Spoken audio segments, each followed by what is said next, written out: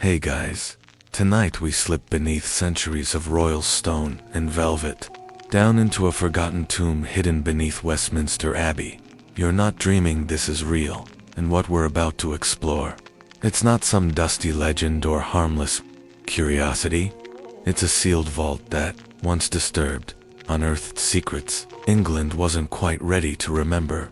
You'll hear metal scrape against limestone, smell ancient air so thick with rot and reverence, it sticks to your tongue.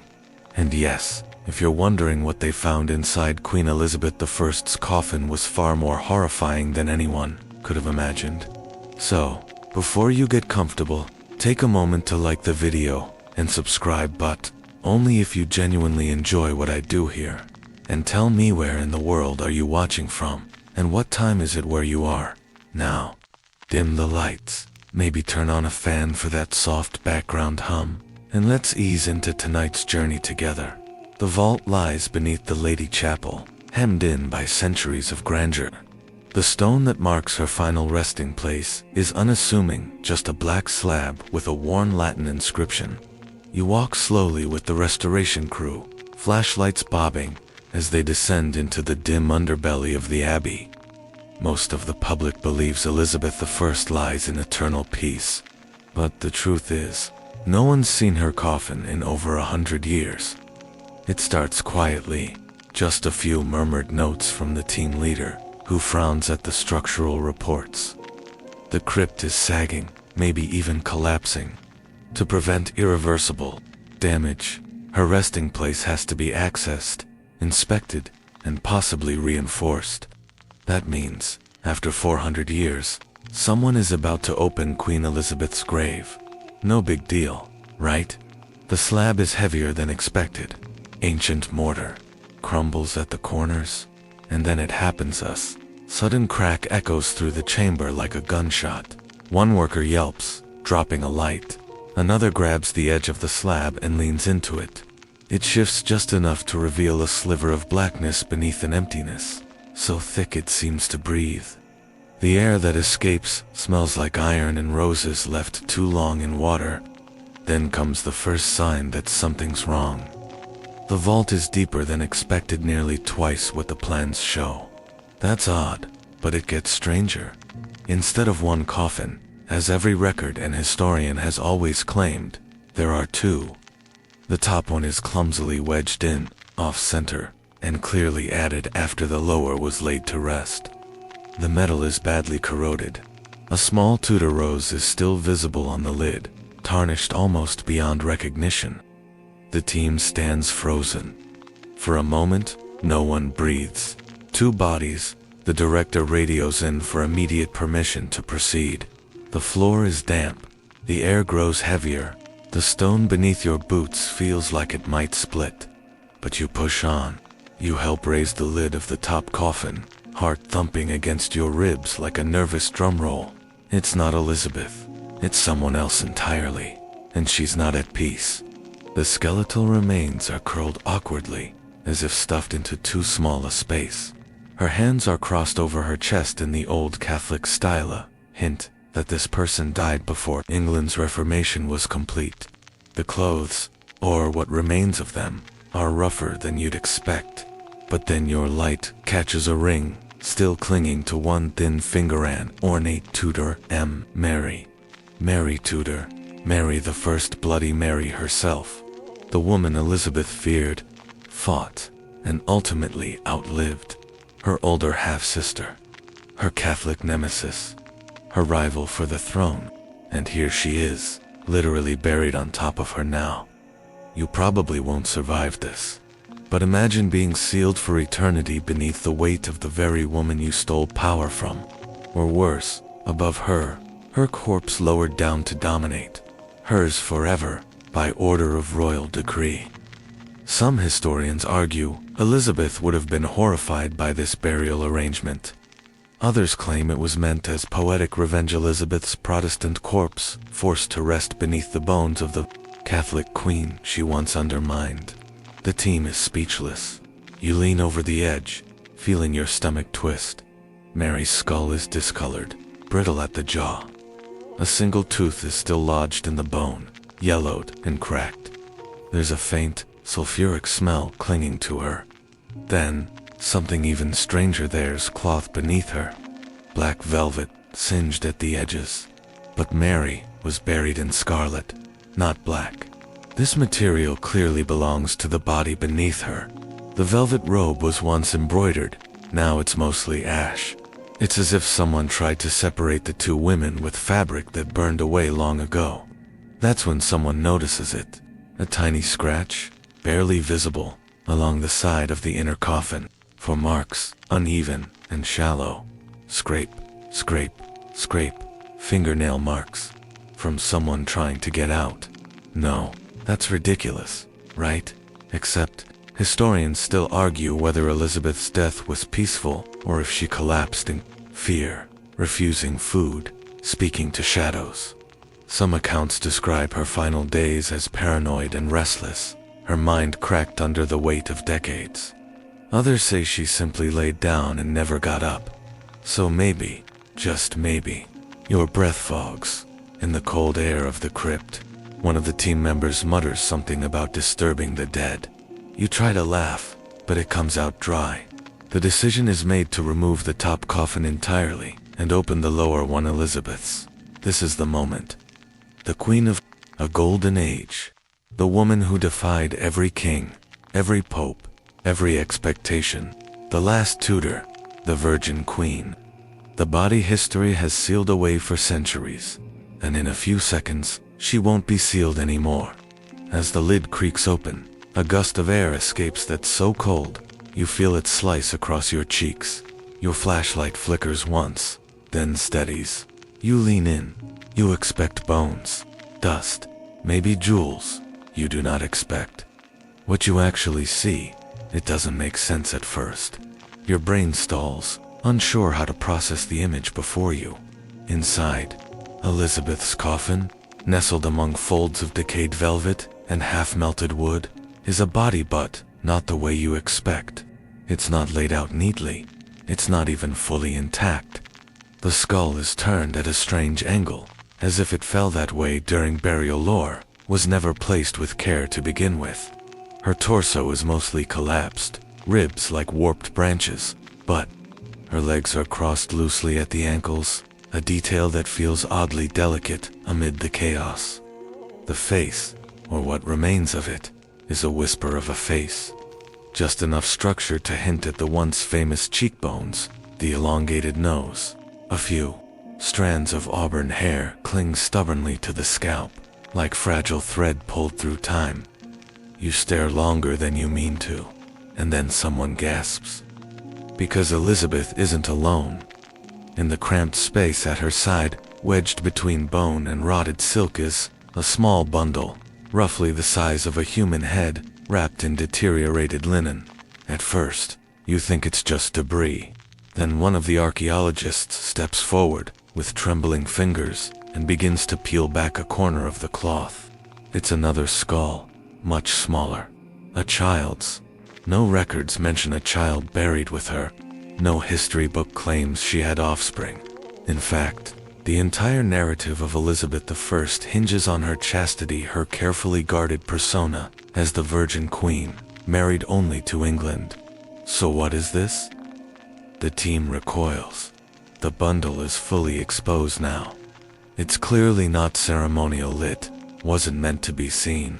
The bones are poorly wrapped, haphazard, even panicked. The child was placed here deliberately, but secretly. Royal crest, no name.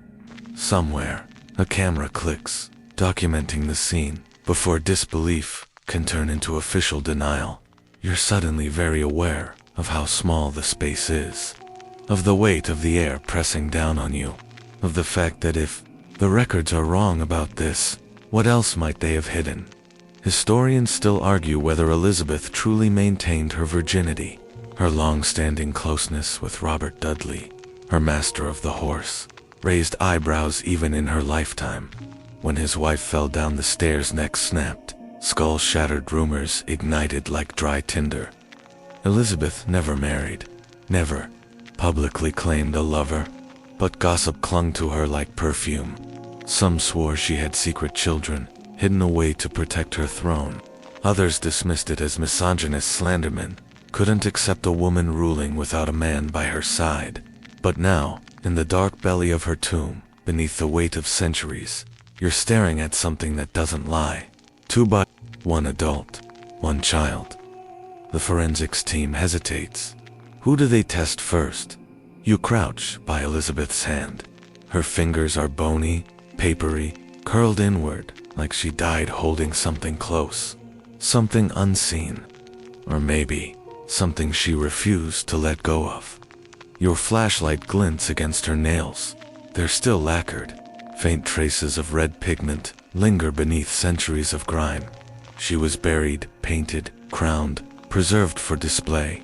And yet, there's that smell again. Faint, acrid, like burned fabric and metal. It clings to the linen around the child's skull. Someone mutters about mercury. Someone else about fire. You lean back, overwhelmed. But your mind is already racing. If the child died before her, why keep the body? If after her, placed it here? And the most haunting possibility, what if it wasn't her child, but someone else's secret she carried to the grave? A ghost of a rival, a sister, a threat. You won't find answers here, not yet. But the coffin holds more. Beneath Elizabeth's ribs is a collection of objects that defy explanation. A small wooden cross, its edges worn smooth. A dried sprig of rosemary, blackened with age. And most strange of all, a cloth pouch tied with human hair. You don't open it, not yet. You know instinctively it's the kind of thing people whisper about in folklore. A charm, a curse, a plea. Elizabeth, for all her secular strength, lived in an age of deep superstition. Physicians believed in humors and miasmas. Courtiers whispered about witches and portents. Even queens weren't immune to the pull of the mystical. Perhaps she believed this pouch would protect her, or maybe it was a warning to those who opened her grave. You try to laugh, but it sticks in your throat. One of the researchers leans in, voice hushed. We need to get this carbon dated. All of it. If the child is younger than her, he doesn't finish the sentence, because that would mean someone else came after her burial. Someone opened her coffin, broke in, placed a body beside hers and sealed it up again. Grave robbing, ritual, a royal cover-up. You remember how the slab cracked earlier, how the crypt was deeper than expected, how something felt off from the very first breath inside. This was never just about history. It's about secrets. Someone once said Elizabeth ruled through mirrors and smoke, that she mastered the art of showing nothing but what she chose to reveal. Maybe, even in death, she's still playing that game. Maybe we were never meant to see her as she truly was. Above ground, the abbey remains silent. Tourists file past, snapping photos of the statue above her tomb.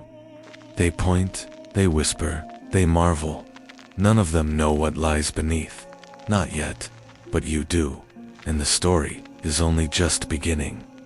The press catches wind within days.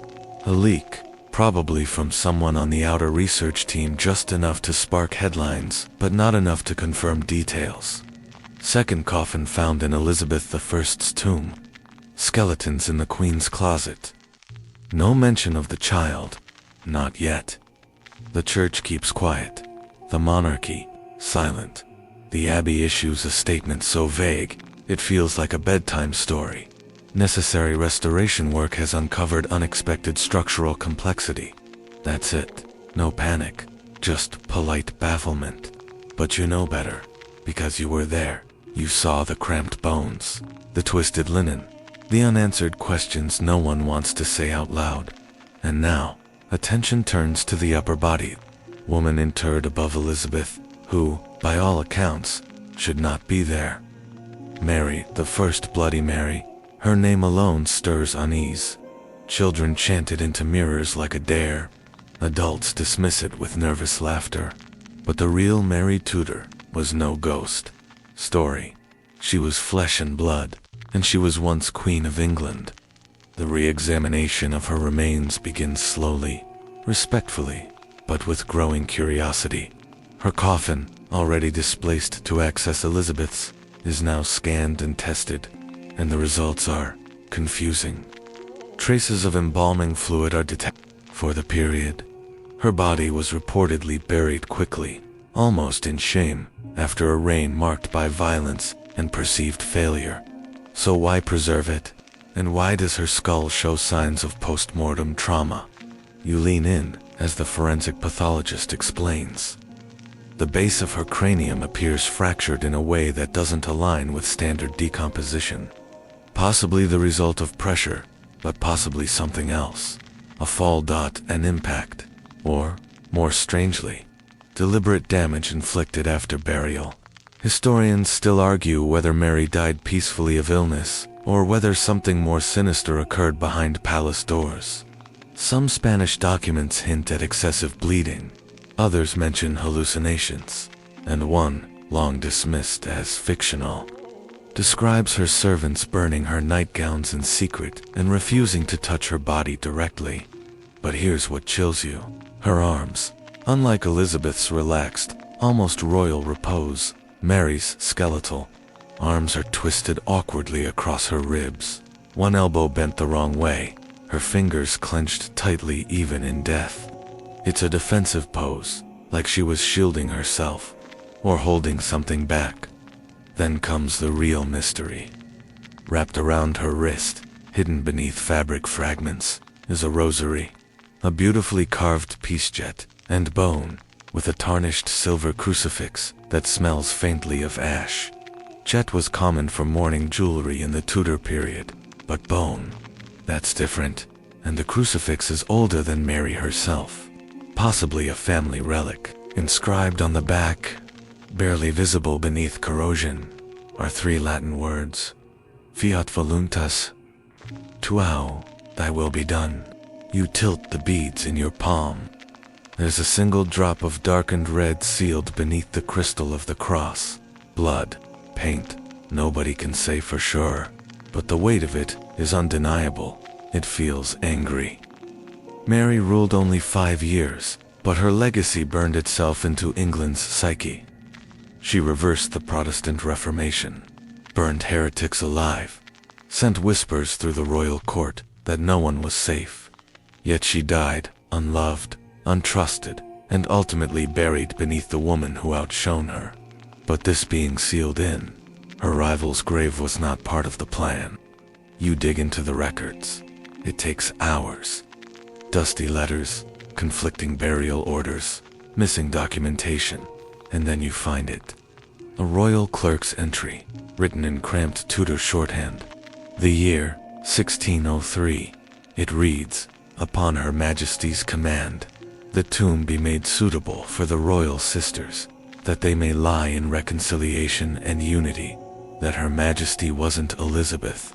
It was James, the first Mary's cousin, the son of Mary, Queen of Scots." The irony slaps you in the face. James, a Protestant king raised in Scotland, chose to bury 2 rival queens, one Catholic, one Protestant, in the same vault, without their consent. Reconciliation, or punishment? Perhaps both. Some believe it was symbolic, a unifying gesture, after decades of civil and religious division. Others suspect it was political, burying 2 dangerous legacies together to silence them once and for all. But you're starting to think it didn't work, because these remains aren't quiet. Mary's coffin smells of herbs and something darker. Her hair still clinging in brittle threads to the scalp is scorched at the edges. Burned, maybe. Cremation was attempted and abandoned. Maybe the fire was part of a rite. And tucked under her ribs, in a bundle of coarse cloth, is a sealed letter. You shouldn't open it, but of course, you do. The parchment is cracked and damp. The ink faded, but legible. It's in Spanish odd, but not surprising. Given Mary's marriage to Philip II, you read it slowly, carefully. It's not from her, it's to her. A letter of rage, of disappointment, of betrayal, and it's signed E. Elizabeth. The ink is blotched and angry. "I forgive you," it reads, "not for your sake, but for mine. May God find mercy where I cannot.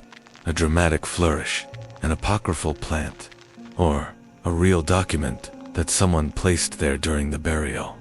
Your fingers tremble. This isn't history, it's a confession, a scream, a curse, and now it's out in the air again. Above ground, strange things begin to happen. The workers report flickering lights. The Abbey's temperature sensors record unexplained cold patches. One camera stops working entirely, then reactivates with the lens fogged from the inside. An older guide, who's worked at the Abbey for 40 years, refuses to go near the Lady Chapel. Says it feels wrong now. You stand over the twin coffins, watching the light play across the lids. Two queens, two enemies, forced to lie together in death, as they never did in life. And between them, tension, unease, something unresolved. The lead archaeologist turns to you. "We're sealing the vault again," he says. "It's better this way." But you can't help feeling they didn't find peace. They found each other. And you found the moment history forgot too. Bury? The coffin should have been bone dry. After all, Elizabeth I was buried in a sealed lead casket, surrounded by stone, deep below Westminster Abbey, an architectural vault designed to keep time, weather, and decay out. But the moment they opened it, something felt off. The air didn't just smell old, it smelled wrong, like rusted pennies soaked in perfume and left to stew in damp cellars. The scent was sticky, acidic, and unsettlingly sweet. And now, as the forensic team prepares to examine what's left of the Queen's body in greater detail, that smell gets stronger, more targeted, like it's coming from her. You watch from the corner as gloved hands gently begin to brush away crumbling fabric and clumps of decayed velvet. The remains are in better shape than expected, relatively speaking. Her bones are still articulated, some joints partially intact, but as they peel back the final layers, the anomalies begin to surface. First, her fingers. Unlike the rest of the hand, which has aged and darkened in the expected way, their fingers are discolored, greenish-black at the tips, almost lacquered, and strangely, they're more preserved than the wrist or forearm. The skin, what little is left, has an unnatural sheen. One researcher squints, tilting her flashlight. "These were treated with something," she murmurs. And indeed, under UV light, faint traces of mercury nitrate glimmer across the fingertips. This wasn't accidental. You know what mercury was used for in Elizabeth's day? Mostly as a skin treatment, especially for blemishes. Royal apothecaries regularly mixed mercury into creams meant to lighten the complexion, cure blemishes, and mask pox scars. Elizabeth was no stranger to this. According to contemporary accounts, her vanity increased as she aged, not without reason. The pockmarks from smallpox in 1562 left her face scarred, her teeth darkened, her hair thinned. The portraits we know, elegant, masked, ethereal, were often idealized. The reality was far grimmer. But now, here's the evidence. Her very flesh bears witness to it. And then there's her hair. Tufts still cling to the scalp, brittle and coppery. When analyzed, they show shockingly high levels of lead and sulfur. Not surprising, considering the infamous Venetian seeress. She used an opulent white foundation made from white lead and vinegar. Historians still argue whether Elizabeth knew how dangerous her cosmetics were. Some say she simply didn't care, that beauty was political, and pain was the price. Others suggest her physicians knew, but dared not challenge her routine. And still others believe she did know, but saw her painted mask as armor, a face not for herself, but for the realm. The evidence now says this: whatever she knew, it was killing her slowly, methodically, from the outside in. Her teeth are worse. Most of the lower jaw is gone, but fragments remain, and what's there is alarming. Blackened molars, splintered enamel, some fused into the surrounding bone. It's hard to look at without wincing. A fringe theory, one whispered, even in her own time, suggests that Elizabeth rarely smiled in public because her teeth were so foul they repelled onlookers. Foreign dignitaries reported her breath was rank, her gums shrinking, and her voice hoarse from chronic throat infections. Now, with the evidence in front of you, it's clear. She was decaying in life long before death came. But decay isn't what stuns you. It's the inconsistencies. Some parts of her body appear natural, bone brittle, yellowed, in line with expectations. But others, like her jawline, her fingertips, even parts of her right forearm seem treated, not embalmed in the traditional sense, but tampered with. One expert raises the possibility that someone tried to fix her corpse shortly after death. Not preserve, not honor, but stage her, like a royal mannequin, a lie wrapped in state robes. Why? For the funeral procession, for visiting nobility, or simply to maintain the illusion, even in death, that Elizabeth was untouched by time. You try to imagine it, a dead queen, too decayed to display, yet too important to rot, a desperate chamberlain calling in physicians to paint her lips, stuff her cheeks, rouge her skin, slather her with mercury, and lead one last time, and beneath it all rat. One worker gently lifts her right arm and recoils. A wet sound, faint, but unforgettable, sticks in the silence. Inside the cavity of her torso, there's moisture, not a lot, just enough to suggest seep, not from flooding or rainfall. No, this came from within. Some speculate that due to poor sealing, bodily fluids never fully dried out. Others propose chemical interactions between her burial garments and the coffin's interior. A more dramatic theory, one the press would salivate over, claims someone reopened her coffin decades or centuries later, introduced something, and resealed it. But for now, the team keeps quiet. They move to her legs. The femurs are solid, heavy. One bears signs of a healed fracture, likely from her youth, maybe from a fall during one of her famous temper tantrums.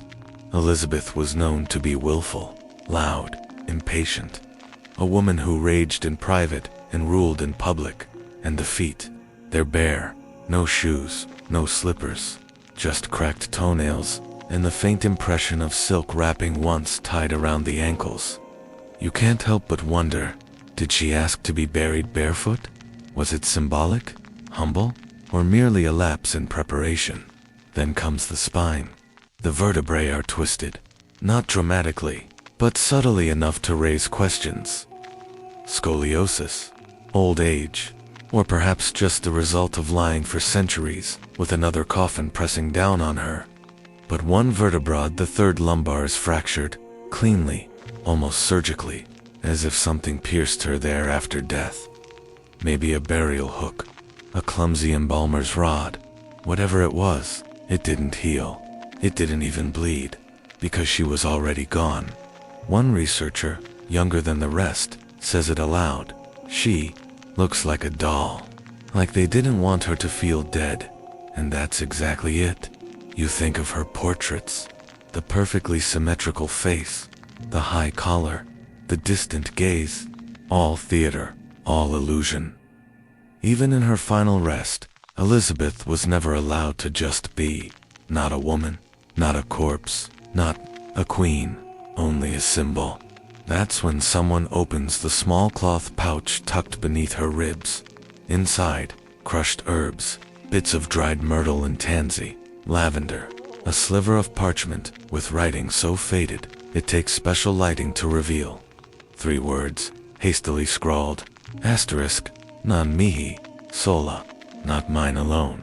A motto, a lament, maybe both, but the effect is clear. Her body was altered, scented, wrapped, dressed, and positioned not to preserve her soul, but to preserve the myth. And now that myth is unraveling, one green fingertip at a time. The silence in the vault grows heavier with each passing hour. The longer you remain, the more oppressive the atmosphere becomes. You try to tell yourself it's the cold, the claustrophobia, the smell, but deep down, you know it's something else. Something old, watching, listening, and perhaps judging. Because now, standing over Elizabeth's warped coffin, the question that's loomed for centuries returns with sharp, unbearable clarity. Was she really a virgin? You've heard the stories. Everyone has. Elizabeth the Virgin Queen, celibate, chaste, married only to England. She wielded the title like a blade, cutting down expectations of marriage, deflecting foreign suitors, asserting herself above all other monarchs, male or female. Her virginity wasn't just a fact, it was policy, legend, propaganda. But legends are fragile. And here, inside this tomb, with her bones laid bare, the truth starts to whisper through the dust. The lead-lined coffin was meant to protect her legacy, but it's the things inside, teeny, strange, intimate things that now raise doubts. One of the assistants calls you over. You crouch beside her, squinting as she holds up a small scrap of fabric pulled from beneath the pelvis. Faded silk, laced edge, not part of her burial dress. Its undergarment material, and on it a crimson stain, preserved against all odds. Menstrual blood, possibly, but when tested under UV and chemical analysis, the composition is complicated. Not just blood, not just bodily fluid, but something denser, richer in proteins, suggestive of childbirth, not menstruation. You feel your stomach shift. Could it be contamination? Maybe. 400 years is a long time. The tomb wasn't entirely sealed. The child's body beside her remains unexplained. There are too many variables. And yet, forensic specialists begin whispering.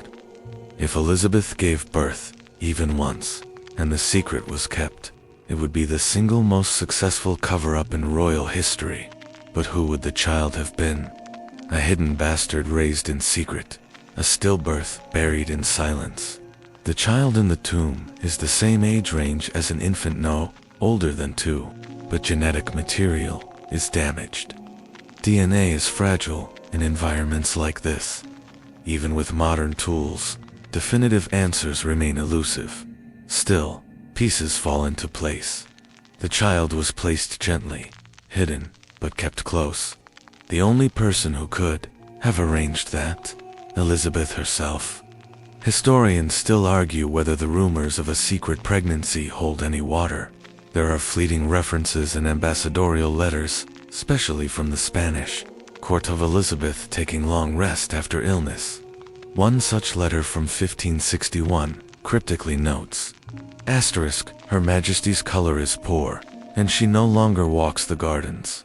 Another, dated a year later, claims, the Queen receives no foreign guests, and her household remains hushed. Then the rumors about Robert Dudley come back into focus. He was there, always, during her illnesses, at her side in every crisis, and his wife Emmy Robsart died under suspicious circumstances in 1560. Some claimed Elizabeth planned to marry him. Others said her advisors forbade it, fearing scandal. But what if there was more? A brief, hidden affair, a pregnancy, a child. One theory, fringe, but persistent, is that Elizabeth bore a child and gave it away, possibly to a noble family, loyal enough to never speak of it. Another suggests the child died and the grief, buried deep, twisted her into the hardened, masked ruler the world came to fear. That would explain the black silk ribbon found clutched in her skeletal hand. Not part of her official dress. Not royal insignia. Just a small, delicate thing, perhaps a memento. You remember the Latin phrase found earlier, non mihi sola. Not mine alone. A mother's whisper, maybe. You close your eyes and picture it. A queen, cloaked in velvet and silence, rocking a child in secret by candlelight. A monarch walking, alone through palace gardens, cradling grief no one is allowed to see, then burying that grief with her, literally, next to her, forever. Of course, the official records remained sterile, no mention of pregnancy, no whispers allowed within court. Transcripts. Her advisors managed everything, her image, her words, her body. There's a quote from Sir Francis Walsingham, her spy master, that echoes in your mind. Asterisk, Her Majesty is England, and England must not bleed. What if that was more than metaphor? What if it was literal? One historian long dismissed as eccentric once proposed that Elizabeth's court staged her virginity, the way a magician stages a trick, distraction, repetition, illusion. That behind her carefully painted face and high lace collar was a woman locked in private contradictions, publicly untouchable, privately wounded. And now, centuries later, you see the aftermath. Her pelvis bears microscopic stress fractures, evidence of childbirth. Nothing definitive, nothing that would stand up in court. But when you add it to the rest, the blood, the cloth, the child, suddenly, the myth shudders, and beneath it, something more human flickers. You want to believe in the Virgin Queen. Everyone does. It's cleaner, safer, grand. But maybe the truth was messier. Maybe she wasn't a virgin. Maybe she was just a woman cornered, powerful, vulnerable, forced to hide her heartbreak inside a box of bone and silk in secrecy. A woman who carried her guilt to the grave and tucked it in beside her before the lid shut. Permanently. Someone behind you coughs, a nervous sound. The team is growing uneasy. They keep glancing toward the child's bones, avoiding eye contact. There's a growing sense that maybe some stories shouldn't be unearthed, that maybe this one was meant to stay buried. But now it's out, and no one, not even the great Elizabeth Regina, can put it back. Not anymore. They almost missed it.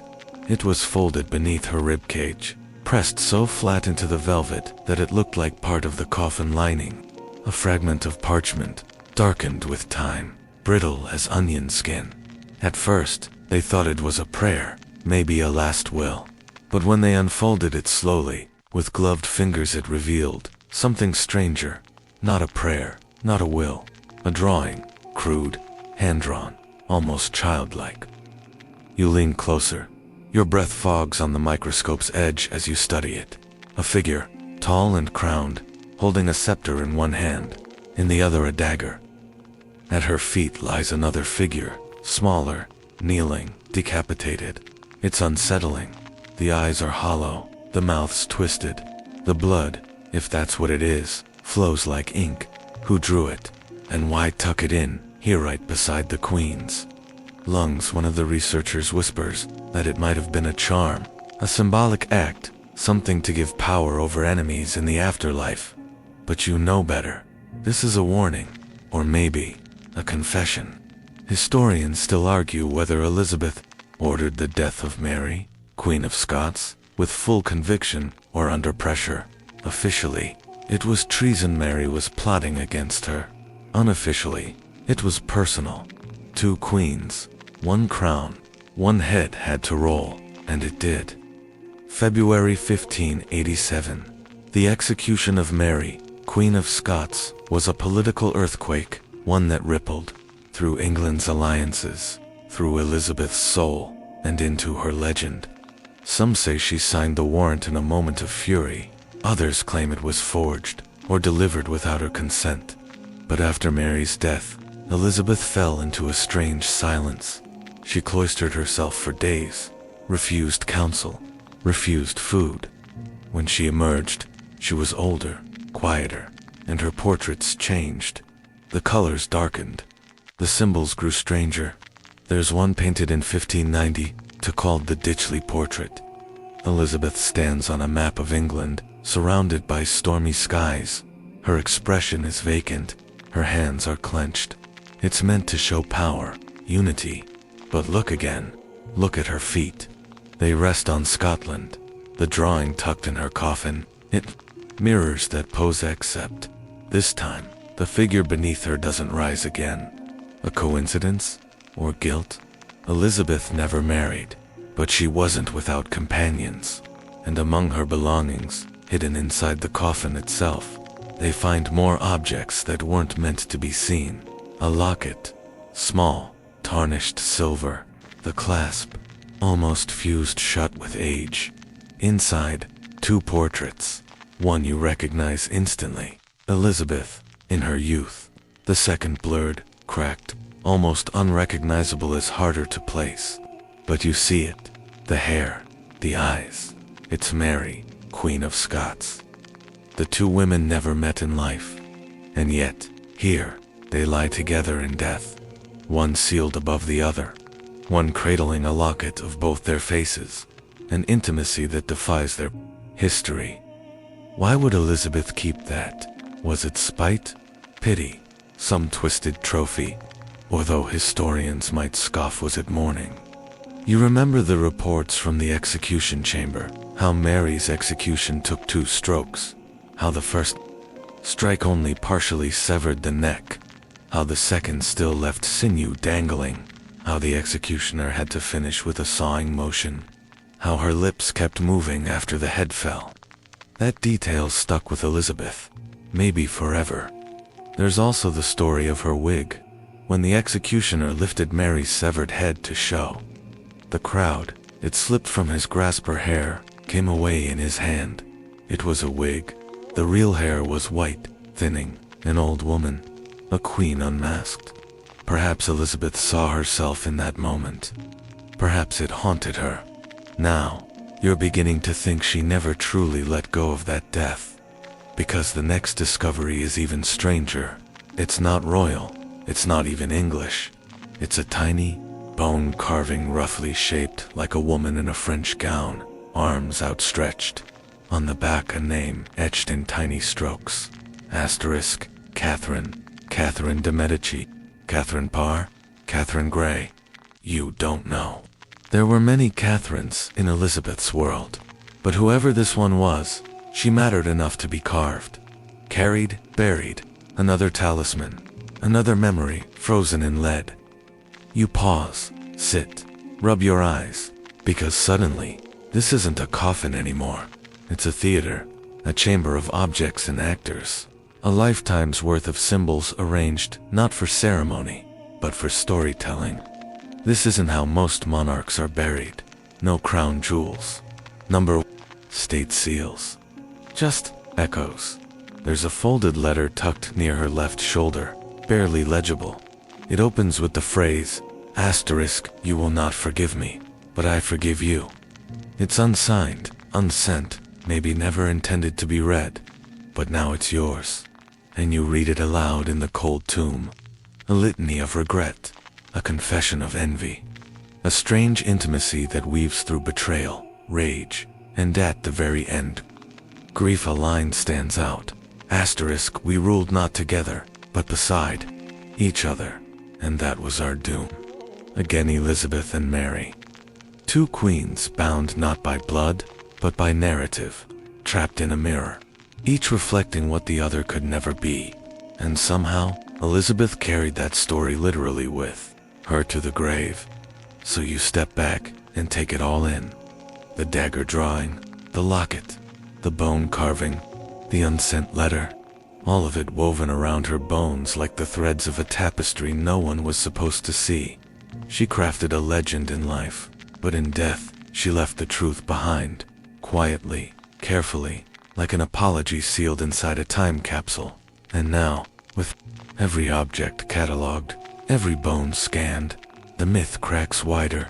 Elizabeth the glorious, Elizabeth the cold, Elizabeth the haunted. You walk away from the coffin and feel something new stirring in your chest. Pity, not for the Virgin Queen, but for the woman underneath. The woman who wore the mask so long, even in death. No one knew where the mask ended, and she began. They sealed the tomb again, not permanently, just for now. The brass hatch closed with a dull clang, and the final worker, face pale and drawn, locked the panel shut from above. For the first time in days, silence returns to the Lady Chapel. The air, now thick with memory, seems to exhale. You stay behind, because one question still claws at your ribs, sharp and unrelenting. Who placed the child in the coffin, and when? There are theories. You've heard them whispered in between lab analysis and nervous tea breaks. Some think it was a midwife, sworn to secrecy. Others think it was an act of grief, Elizabeth herself, ordering her attendants to entomb her secret beside her forever. And the darker theories, well, they suggest sabotage. Someone tampered with her burial after the fact, planted evidence, maybe even desecrated the grave in some political purge long forgotten. But tonight, you're not interested in guesswork. Tonight, you're interested in one detail, one that didn't make sense until now. The coffin wasn't symmetrical. When the lid came off, when they first exposed her bones, there was a subtle slope to one side.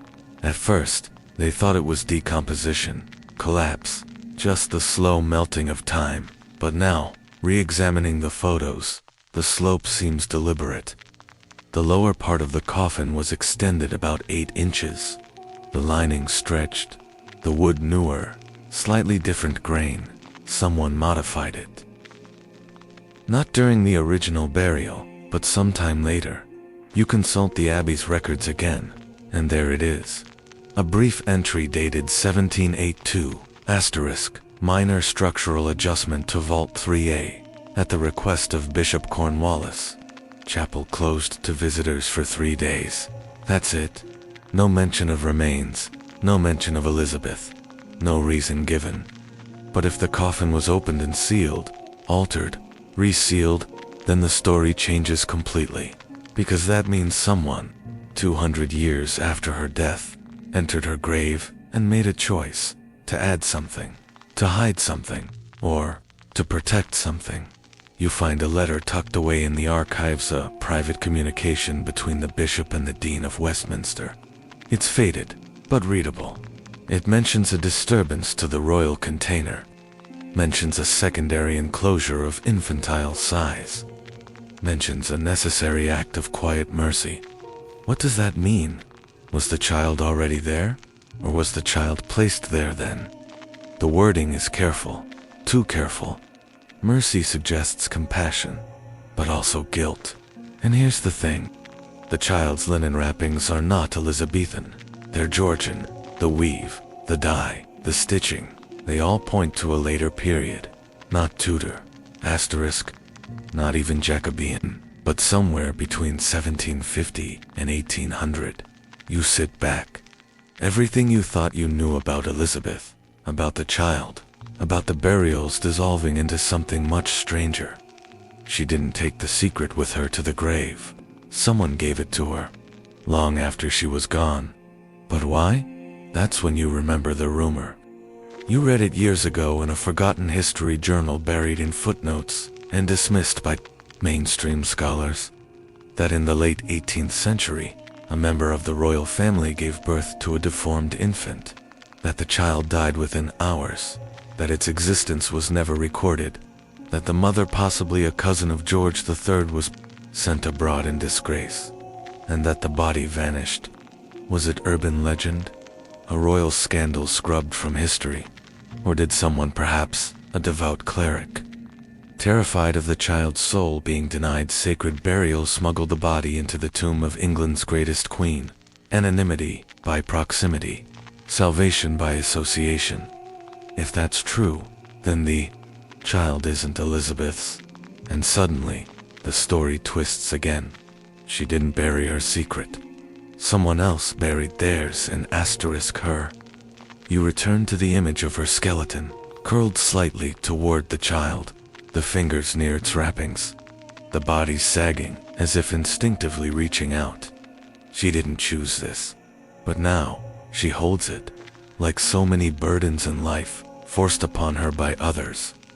One researcher points out something else. The child's skull, small, fragilis fused, unusually at the cranial plates. A rare condition, possibly hydrocephalic, possibly genetic. A monster, the old court would have called it. Unfit for life, unfit for naming. But now, history's most famously nameless child lies beneath. History's most famously untouchable woman. You almost laugh. Not from humor, but from the grim symmetry of it all. The Virgin Queen and the unnamed babe. 2 lives reduced to myths. 2 myths collapsed into one tomb. Outside, the abbey bells ring softly. It's midnight. The chapel is still. And as you stand over the closed coffin, the full weight of centuries settles in your spine. This tomb doesn't just contain a queen, it contains a cover-up. Not one cover-up, but layers of them. First Elizabeth's, then the churches, then the monarchies, each stacked on the last, like bones. History, you realize, isn't made of facts. It's made of secrets that survived. And this secret lived longer than it ever should have. But now that it's out, it's asking something of you. Not to explain it, not even to understand it, but simply to remember, because someone, 200 years ago, knew what they were doing. And someone, 400 years ago, was never given the choice. The child is anonymous. The queen was crowned. But here, in the dark, they lie equal. And as you walk away, you don't feel haunted. You feel complicit. The vault may be sealed, but its presence lingers. It follows you out of Westminster Abbey, clinging to your coat, your lung, your dreams. The low hum of centuries doesn't fade it, just waits. And now that you've seen what's inside, the rest of the world feels different, more fragile. Like history itself might crumble if you breathe too hard. You don't sleep that night. Your brain won't let you, because something keeps resurfacing.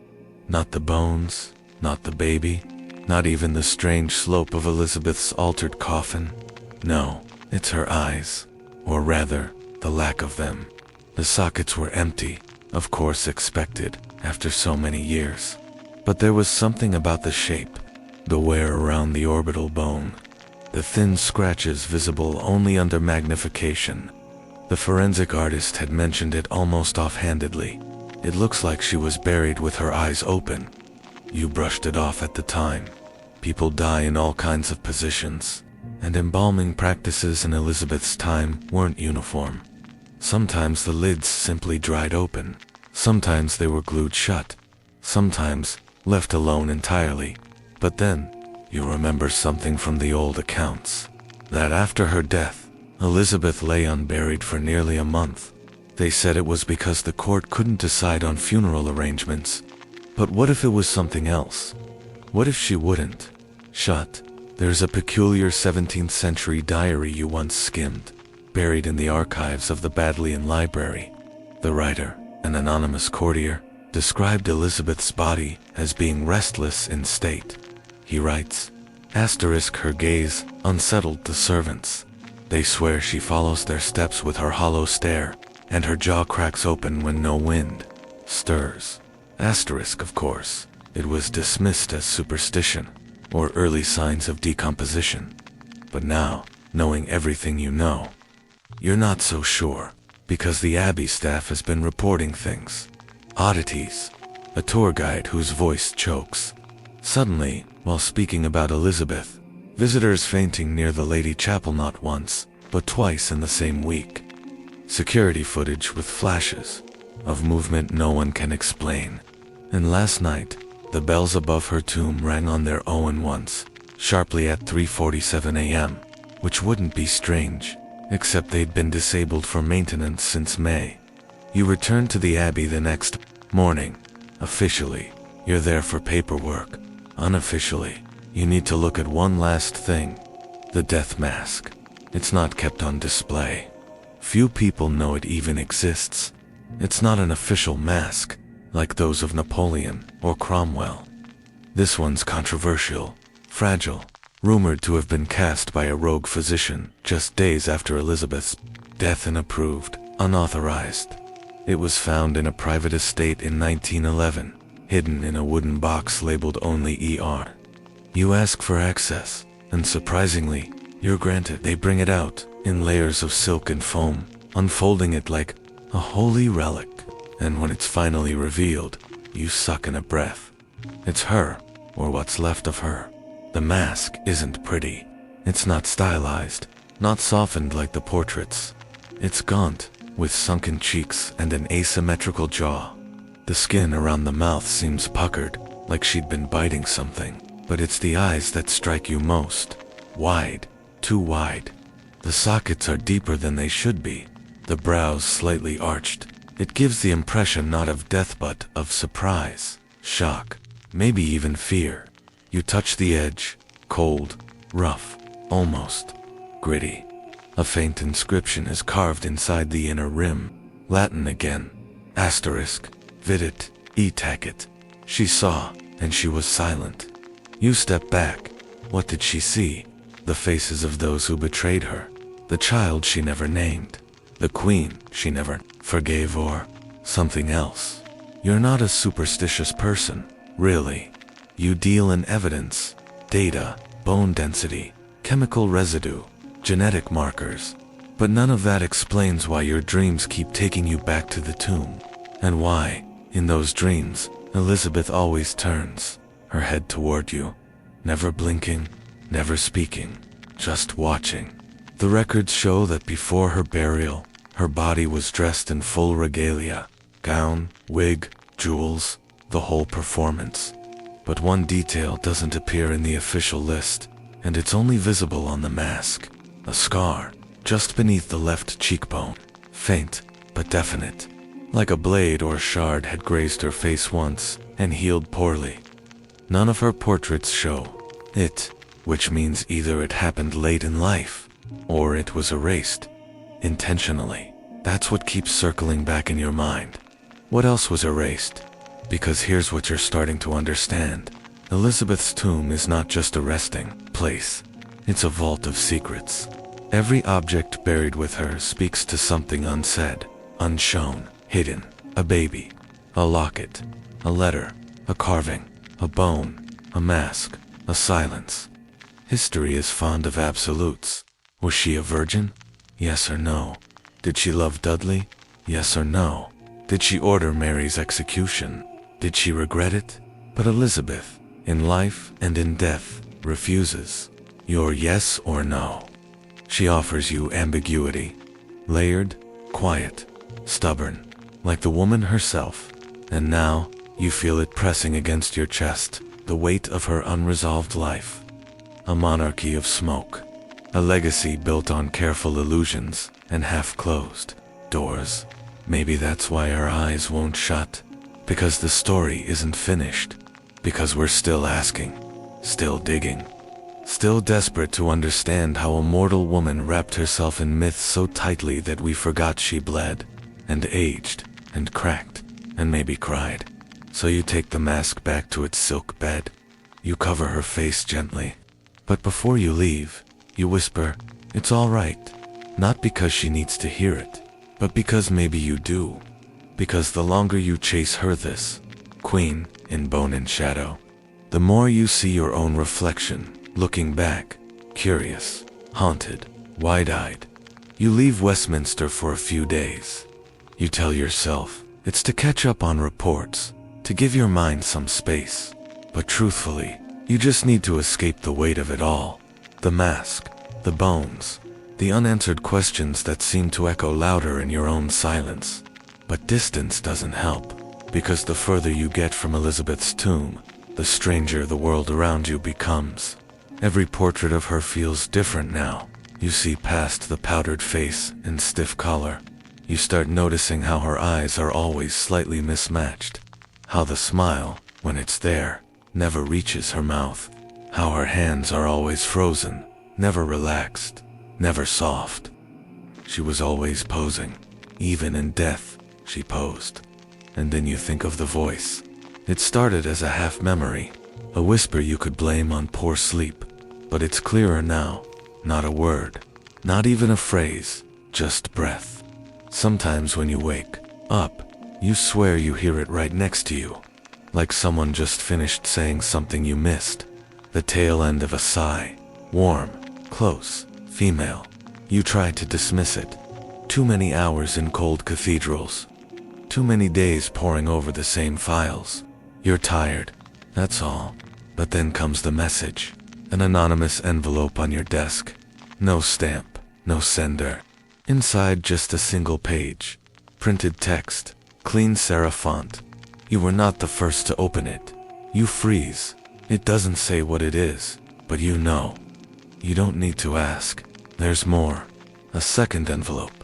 This one buried beneath stacks of field notes you haven't touched in weeks. You're almost sure you didn't place it there. Inside, a photograph, old sepia, torn on one edge. It shows a group of men in clerical robes, standing around what appears to be an open coffin. It's too shadowed to make out details, but the layout matches Elizabeth's vault. The architecture, the angles, it's Westminster. The note taped to the back reads, **, Cornwallis knew. So did Pele, so do you. You remember Bishop Cornwallis, 1782. The unexplained alterations, and Sir Robert Peel, Prime Minister in the early 1800s. A reformer, a collector, a man obsessed with national secrets and relics. There are no public records linking him to Elizabeth's tomb, but maybe the records were never meant to survive. You start digging. Peel's personal correspondence, stored in the British Library, includes dozens of letters from a man named Percival Coffin, antiquarian, and sometime advisor to the Home Office. Goff's letters are erratic, filled with Gothic imagery and obsessive phrasing.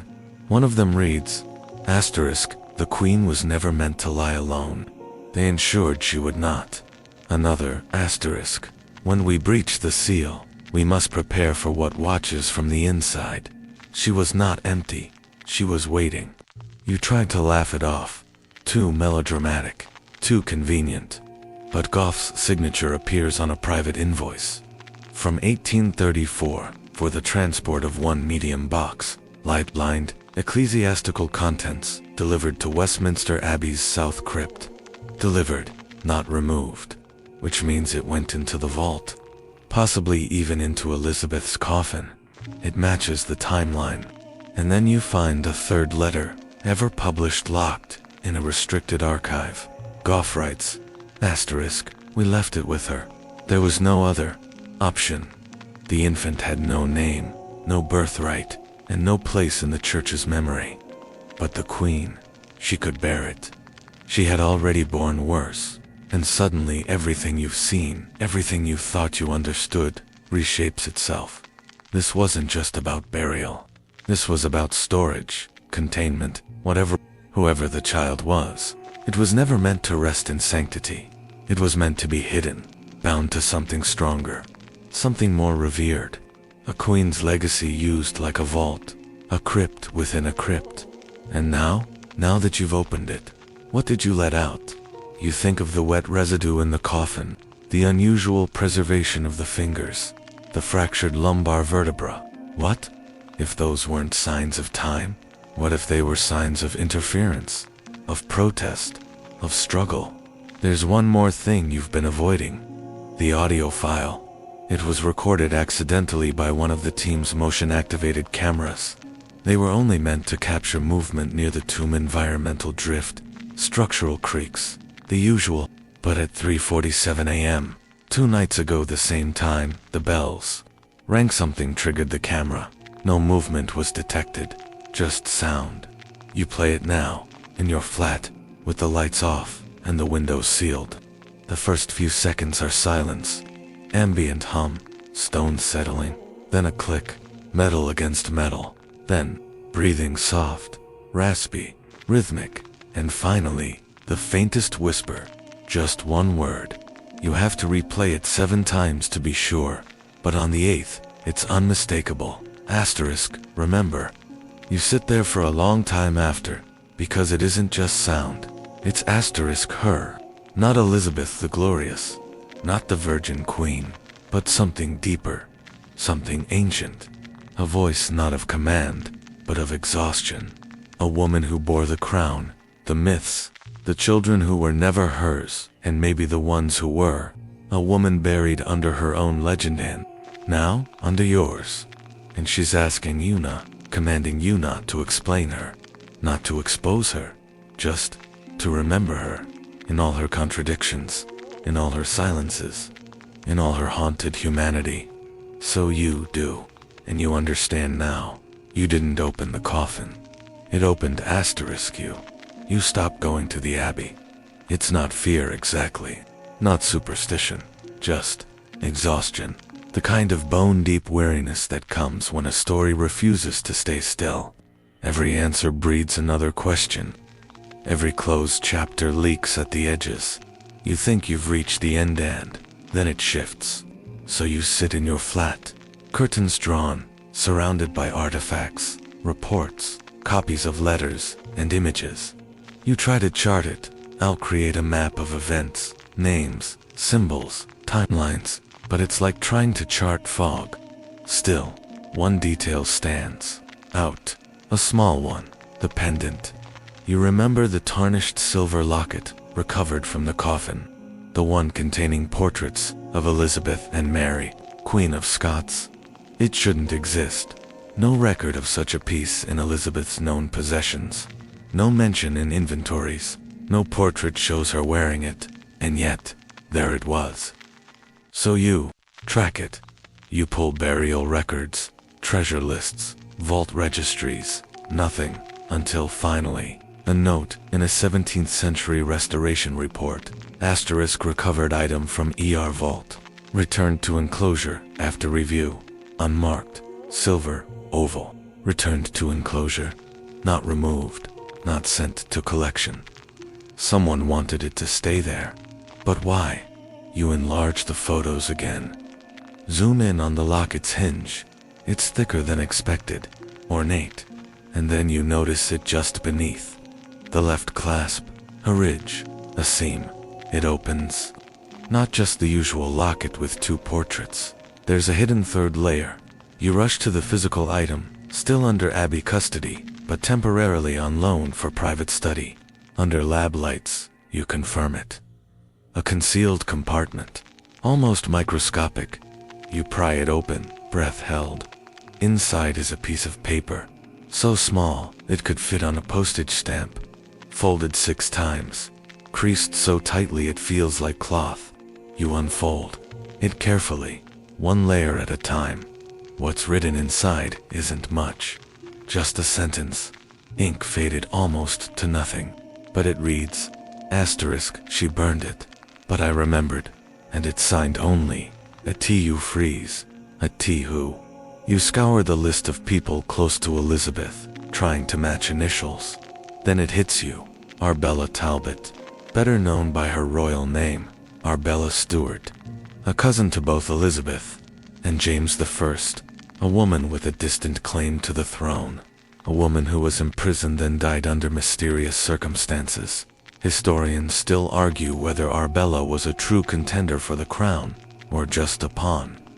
Some say she plotted against James, others say she was just in the wrong place at the wrong time. But here, in your hand, is a message, a witness. She burned it. But I remembered.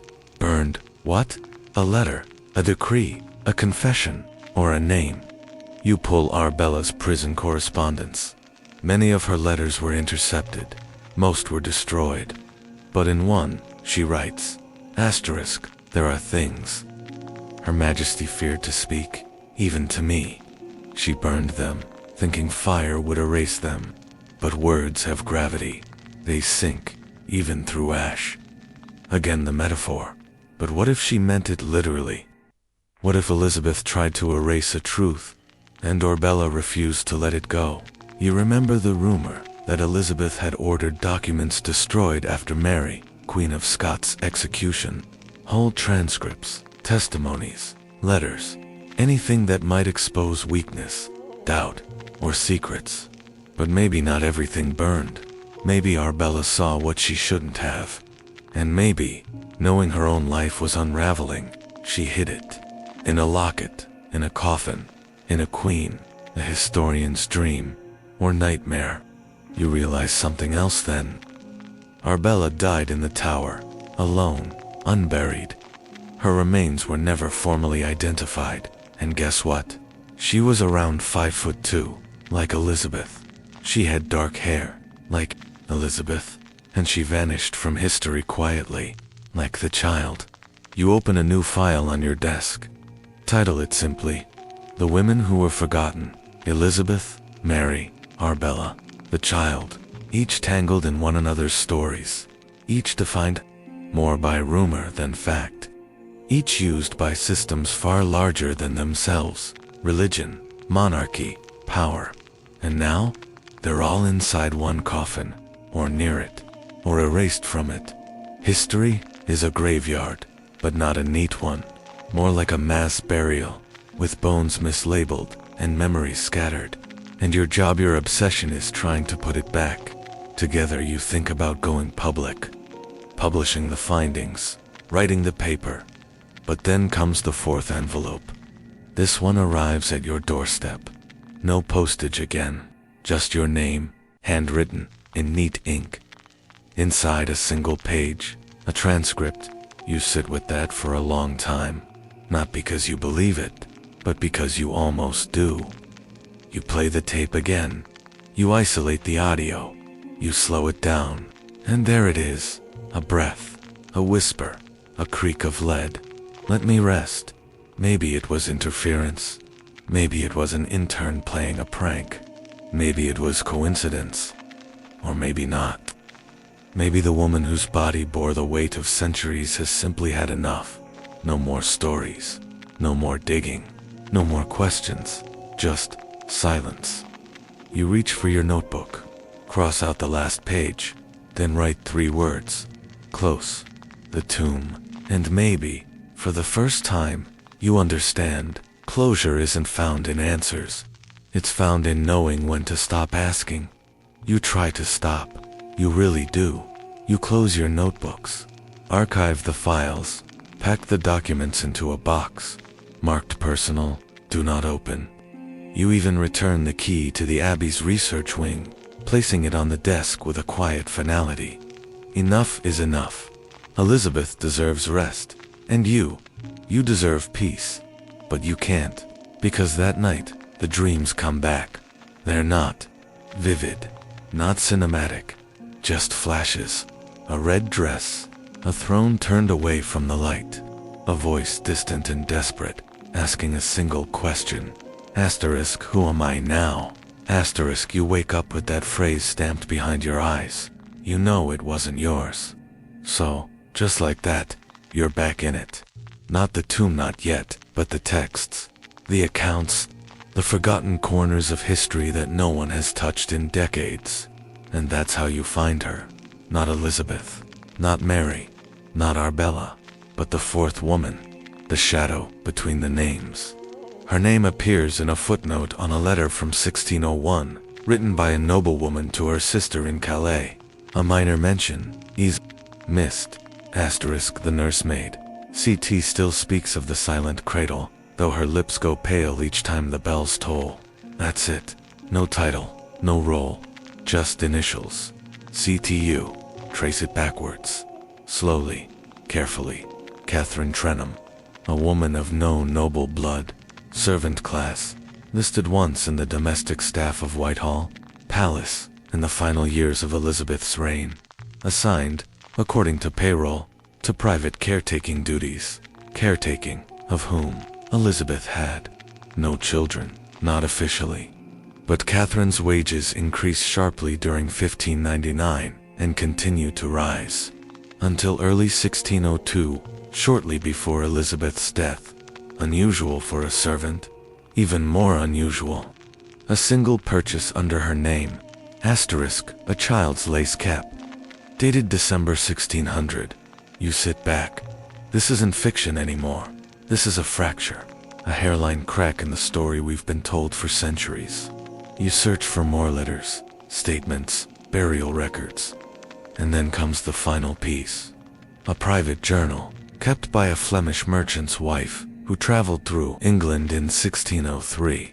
She writes about visiting the court in its final weeks, how the queen appeared thinner, more silent, how rumors swirled that she was haunted not by ghosts, but by a child that was never seen, only heard. She writes, asterisk, they say, the babe was hidden, its cries muffled by velvet, its breath light as wax. They say Her Majesty held it with one arm and a mirror with the other, watching herself vanish by the hour. And suddenly, the pieces click, the child in the tomb, the whispers of deformity, the silence in Elizabeth's final months. She wasn't just aging, she was mourning, And not only the death of a child, but the death of a secret. One that costs too much to keep, and too much to confess. You picture her now, in that vast, empty palace, rooms growing colder, thrones gathering dust, holding a life she never expected, never wanted, but maybe just, maybe loved, and then watching it die. No portrait would ever show that. No anthem would sing of it. Because what monarch dies a mother when history calls her virgin? You pull out the locket again, study the portraits, side by side, not rivals, not enemies, just women, both hunted by expectation, both devoured by politics, both, possibly, mothers who outlived their children. You look again at the third layer of the locket, the one that held the note, and for the first time, you notice a scratch, not a word, but a mark, a symbol. The Tudor rose, but split down the middle, half red, half white. The House of York, the House of Lancaster, and between them, nothing, no crown, no child, just the cracked bloom of dynasty. You wonder what Elizabeth saw when she stared at that rose. Did she see her father's wars, her mother's blood, her sister's reign? Did she see peace, or just a garden of ghosts? You return to the audio logs again, hoping for something you missed. And there it is. Not a whisper this time, but a hum, a lullaby, almost. Low, off-key, wavering. You isolate it, run it through analysis. The pattern is repetitive 6 notes. The same melody that appears in a 1580s court song, attributed to Thomas Tallis, one of Elizabeth's favorite composers. The title, *Lament for the Unnamed. The lyrics are lost to time, only the tune survives, barely, but it plays now, faint, in the crypt recording, as though something is humming it back into the world, not to haunt, but to soothe, not to scare, but to remember. You realize then that maybe everything you've found, every hidden object, every oddity, every out-of place item in the coffin wasn't meant as a secret. It was a message, not for the world, but for one person. Someone Elizabeth hoped would come. Someone who wouldn't write her off as myth. Someone who'd look at the locket, the child, the scar, the silence and say, "I see you." Maybe she thought no one would ever open the coffin. But maybe, deep down, she hoped someone would, and now you have. The final question presses against your throat. What will you do with it? Tell the world, protect the myth, or leave her as she is a queen, a mother, a woman who, for all her power, died with a secret so heavy it bent the wood around her. You close the journal, turn off the recording, and in the silence that follows, you hear the faintest sound, like breath behind velvet, like a cradle rocking in a dark, forgotten room, and a voice your own this time saying softly, "I remember, you're not alone anymore." Not in your obsession, not in your questions. Word spreads, as it always does. Whispers among researchers. Mentions in forums. Private emails arriving with the same tone you know too well. Curiosity tinged with dread. They've heard the rumors. They want to know about the locket, about the child, about the voice. But you stay quiet for now, because the deeper this goes, the more personal it becomes. And now, a new name has entered the margins, Anne Blount. You wouldn't have noticed her, except her name appears in 2 places, nearly a century apart. First, in the 1590s listed as a lady-in-waiting to Elizabeth, then again, in a 1702 ledger recording the restoration of the Lady Chapel. Same name, same spelling, same handwriting. Impossible, except it's not a common name, and the signature is identical. Identical. That catches your breath. You find the original documents, lay them side by side, looping a crooked N, a final T that dips far below the line. What are the odds? What are the odds that the same hand signed a document in 1594 and another in 1702? You pull more files, and you find her. Again, Anne Blount. listed as witness present in the 1782 ledger, the one where Bishop Cornwallis altered the vault. Same signature, same curl. You don't believe in ghosts. You're sure this is a mistake, but something in your chest won't let it go. You try to track her genealogy.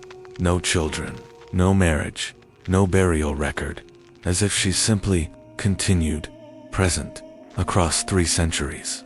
You find one last references, time in a handwritten margin of a church ledger from 1834, the same year as the mysterious box delivery. It reads, and says, "It's not time, not yet." That's all, a scribble, but your skin tightens just reading it. You don't know what an Ezor was. A guardian, a protector, a curse. But you know this, she was there when the child arrived, when the locket was returned, when the coffin was resealed. She has followed Elizabeth like a shadow across time, across memory, across the cracks of history that no one else dared to look through.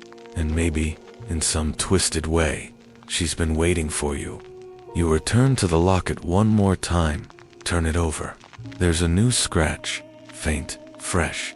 You're sure it wasn't there before. 3 letters, ASC. It takes you a second, then it clicks. Arbella, Stewart, Countess, and a 4th name. Another woman, another layer. You feel the weight of it now, not just the coffin, or the child, or the locket, but the asterisk women. Asterisk all of them, twisting through history like ivy on stone. Hidden, misnamed, lost. Elizabeth, the queen. Arbella, the heir that wasn't. Catherine, the servant who stayed silent. Anne, the witness who never aged. And the child unnamed, untouched, unspoken. 5 women, 1 grave. You remember the Tudor motto, Semper Idem, always the same. But this has never been the same. It never will be again. You begin to write, not a report, not a paper, a letter, to her. You don't know why, but the words spill out, quiet and fast. Asterisk, you were never alone. Asterisk, they tried to bury you with names you never chose, with silence you didn't deserve. But I see you, now. I hear what they wouldn't let you say. Asterisk, I know the child wasn't just a body. He was a truth, and truth, as you well knew, never dies quietly. Asterisk, you gave your life to a crown. Asterisk, but what did it give back? Asterisk, a stone bed, a forgotten child. A silence so long it shook the bones beneath you.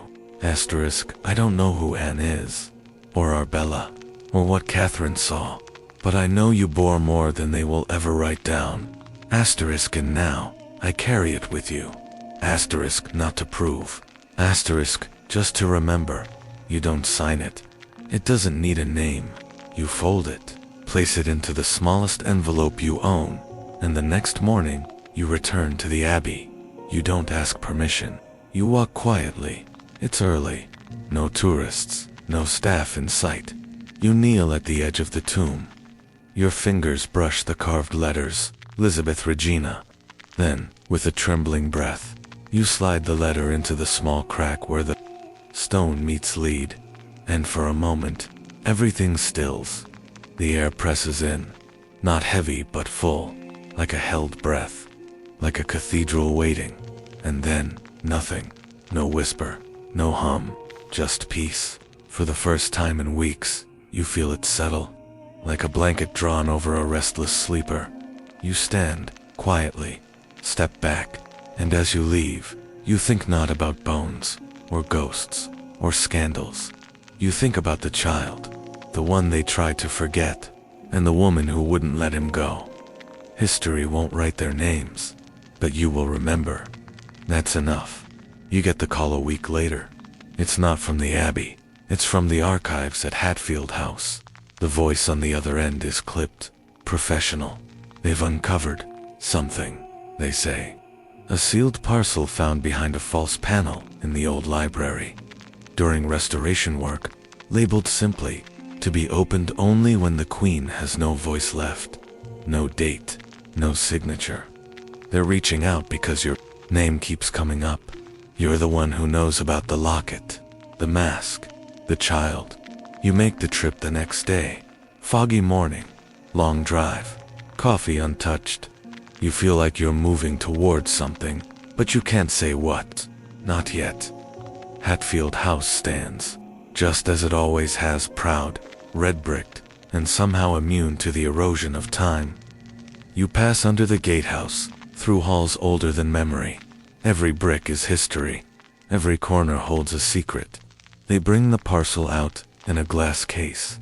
It's smaller than you expected, wrapped in old vellum, tied with a black ribbon, sealed with wax. The wax bears no crests, just an impression of a single tear. You stare at it for a long time before you open it.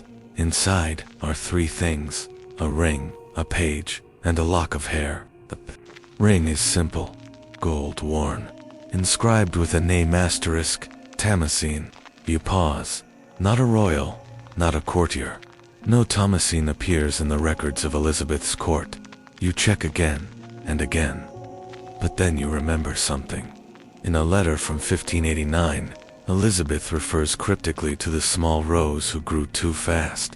And, in another unsigned, undated, but undeniably in her handwriting she writes, Thomasine wakes when I do, sleeps when I cannot, cries without sound. I fear the mirror sees us both. You take a deep breath. The lock of hair is fine, pale, golden red, like hers. The page is written in the same sharp, spidery hand that signed Elizabeth's royal decrees. But it's not a proclamation. It's a confession. There are things no crown can silence. Things too small for history, but too loud for a mother's heart. I bore a name meant to rule, but never a life I could claim, until her. Thomasine is mine. By blood, by pain, by whisper in night. She was never to be known, not in court, not in prayer, not in death. I swore it to them, all to Cecil, to Walsingham, to God himself. But secrets do not die quietly. They follow you. In dreams, in shadows, in lullabies you pretend are for no one.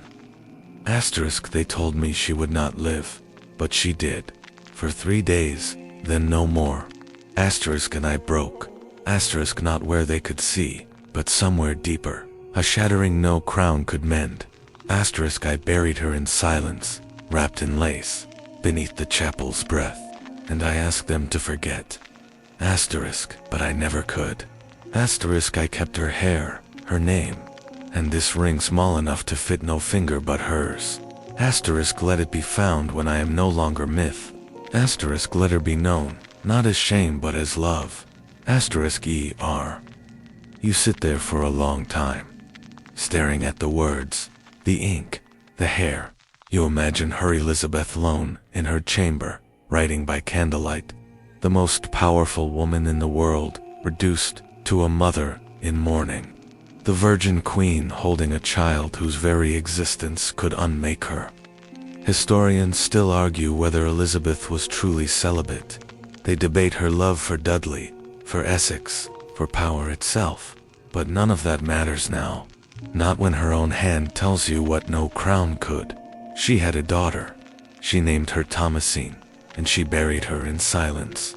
You realize now that everything you found in the tomb, every symbol, every whisper, every anomaly was a thread in this tapestry of grief. The baby, the hairline fracture in the coffin, the locket, the mask, the lullaby. It all leads here, to a mother's confession. To the small rose who grew too fast. You wonder who else knew. Catherine Trenham, the nursemaid. Arbella, who watched and remembered. Anne Blount, who followed like a shadow. Each played a role in preserving the truth. Not to expose it but to honor it. Because Thomasine wasn't just a secret. She was Elizabeth's only unguarded truth.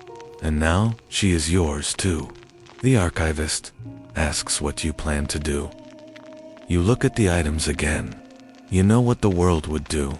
The scholars, the biographers, the news, they'd tear it apart, question it, test the hair, authenticate the ink. debate the name until it meant nothing. They'd strip her from her mother's arms all over again. You gently refold the letter, place the lock of hair back in the case, and you say, nothing. You leave Hatfield with the confession in your mind, not on paper, because the secret wasn't meant to be broken. It was meant to be understood, not published, not debated, just remembered. You stop at a roadside chapel on the way home. Small stone, forgotten by most. You light a candle, not for Elizabeth, not for the crown, for Tamacine. You whisper her name for the first time in 400 years, and in the quiet that follows, you feel something shift, like a story finally finished. Not with applause, but with silence.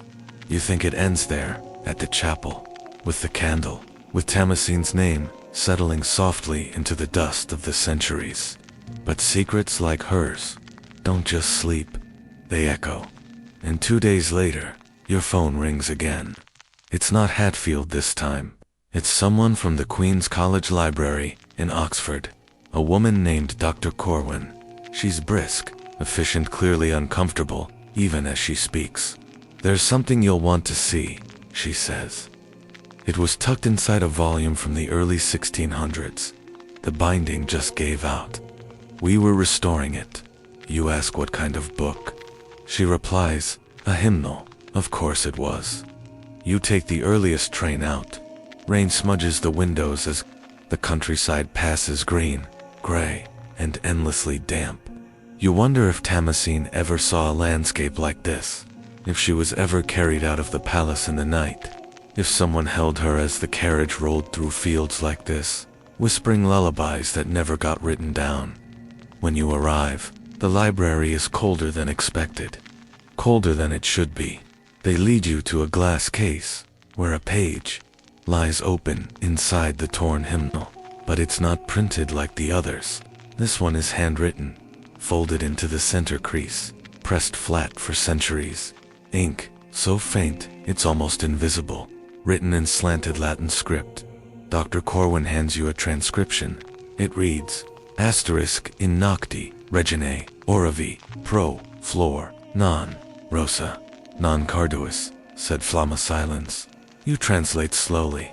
In the Queen's night, I prayed for the flower, not the rose, not the thistle, but the silent flame.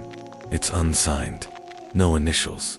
But next to the line is a symbol, barely visible, a tiny flame, drawn in 2 strokes. And suddenly, your heart knows it, before your mind does. You've seen this mark before, etched in the base of the coffin, scratched into the underside of the locket clasp, carved, almost invisibly, into the inside lip of the lead mask. Not a manufacturer's stamp, not a royal crest, but this quiet symbol of mourning, of fire without smoke, of love without witness, the silent flame. You wonder how many people knew about her, knew enough to mark her memory not with names, but with symbols. You go back to the tomb in your mind, to the silence you felt when you placed your letter in the crack between stone and lead. Maybe you weren't the first to do that. Maybe over the years, others came. Nursemaids, watchers, mourners who weren't allowed to mourn. Maybe that tomb isn't just a grave. Maybe it's a reliquary. Not for relics, but for sorrow. You stay late at Queen's College that night. They let you sit with the hymnal after hours. Everyone else clears out, but you remain. Just you, the book, and the lamplight. And as the clock nears midnight, you hear it. Not a whisper, not a voice, a note, just one. Low sung into the dark like a hum through glass. You tell yourself it's your imagination, the way the building breathes. But then it comes again. A melody. 6 notes, the same as before. The lullaby, the unnamed song. You follow it not with your ears, but your memory. To the pattern etched into the locket, to the cradle-shaped curve of the rose, to Elizabeth's own phrase in the letter, asterisk cries without sound. The song was never about haunting. It was never meant to scare. It was a lullaby for a child buried without a name.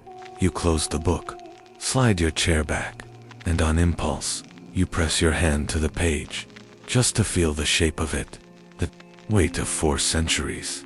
And beneath your palm, you feel warmth, faint, fleeting, but real. You lift your hand, and there, where nothing had been written before, is a new line. A ghost of ink, a wetness that fades even as you blink. One word, asterisk enough.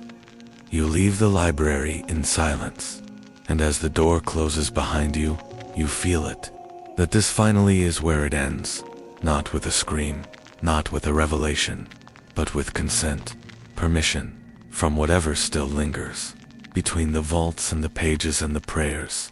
You head home? No stops, no detours, no distractions, because you don't need anything else now. Not more letters, not more bones, not even more truth. You've been given an ending, the kind most never get. Not a tidy one, but a true one. A small girl, a silent flame, a mother who ruled the world, but couldn't save her child. And 5 centuries later, you, not to expose, not to prove, but simply to listen. And now, you listen no more, you let it go. Because she told you herself, it is enough. You don't visit the tomb again, not because you're afraid, but because there's nothing left to find. The story, like all stories, has curled in on itself softly, privately. Finally, it doesn't want to be disturbed anymore. It doesn't want another headline or paper, or whispered theory in a pub. It wants to rest. You leave London for a while, a cottage in the Lake District, one with a garden and no Wi-Fi. You stop checking your messages. You unplug the archive scanner. You even let the dust settle on your notes, and at first, it feels like silence. But then you realize, it's peace. Because when you close your eyes now, you don't see the lead coffin. You don't hear the lullaby. You see a garden, a real one. Sunlight, grass, the slow bending of leaves in wind.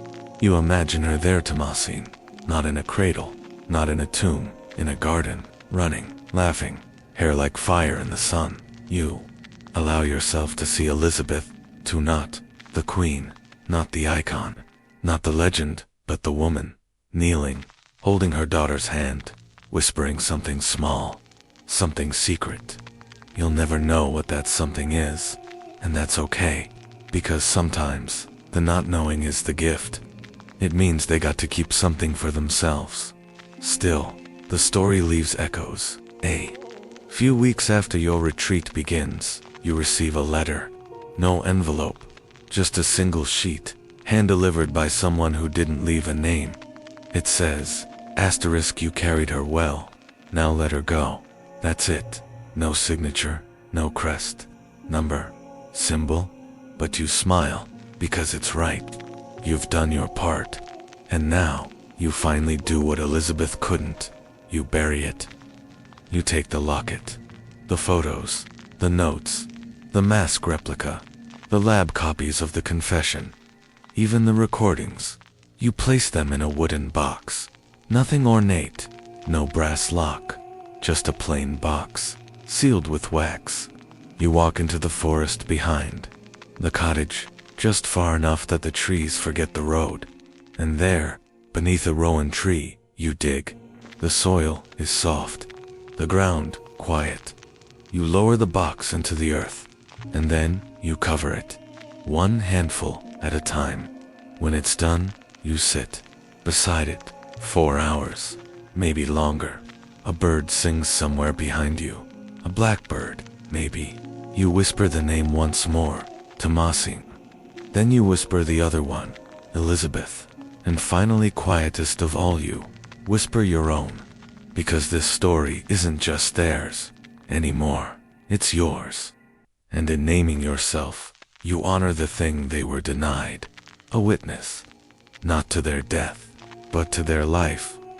You return to the cottage and write one final note, not an article, not a thesis, just a journal entry, a goodbye, asterisk, I found her, Asterisk, not in the coffin, not in the whisper, in the silence that followed. Asterisk, I found a mother who loved without permission, a daughter who lived without name, and a story that carried them both not to glory, but to stillness. Asterisk, and I was lucky.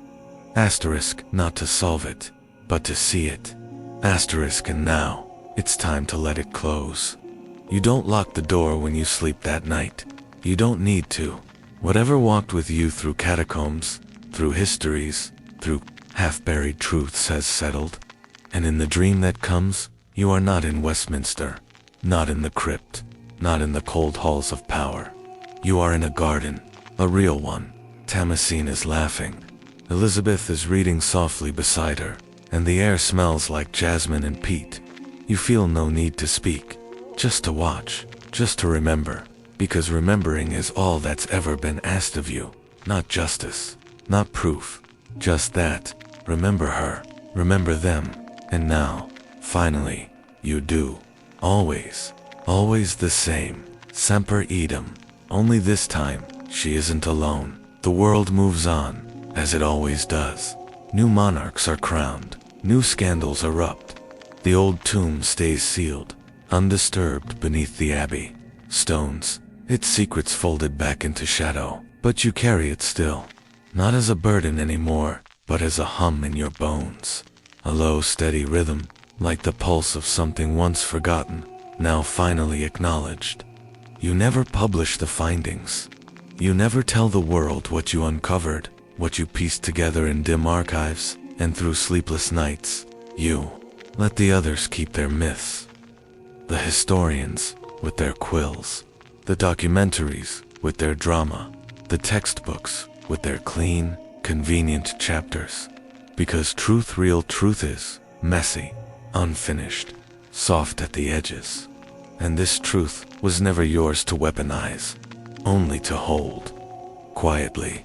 But you do tell one person, just one, not a historian, not a reporter, a child, your niece. She's 5, maybe 6, curious, restless, the kind of kid who doesn't ask for a bedtime story, she demands one.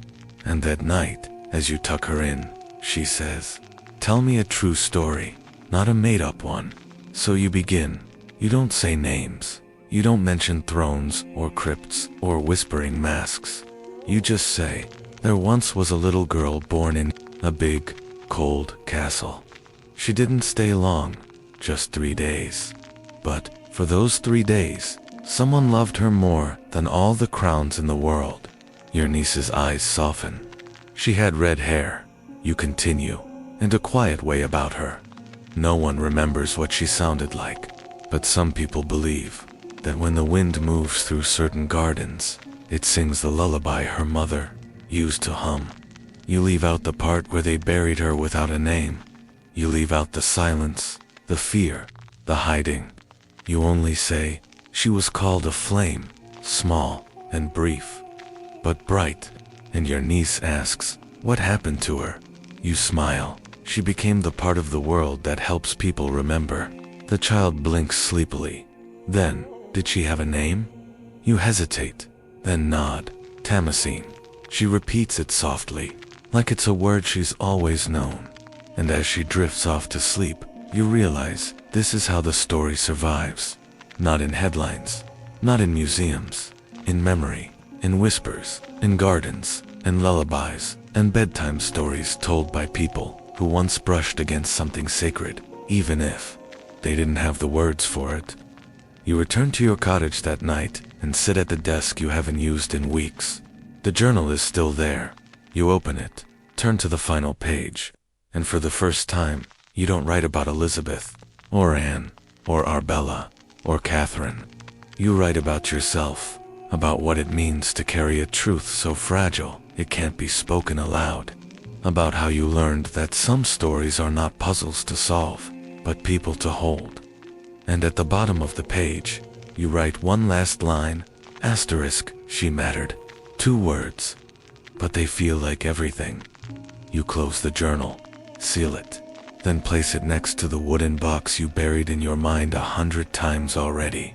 And just like that, you're free. But the story, it's still growing.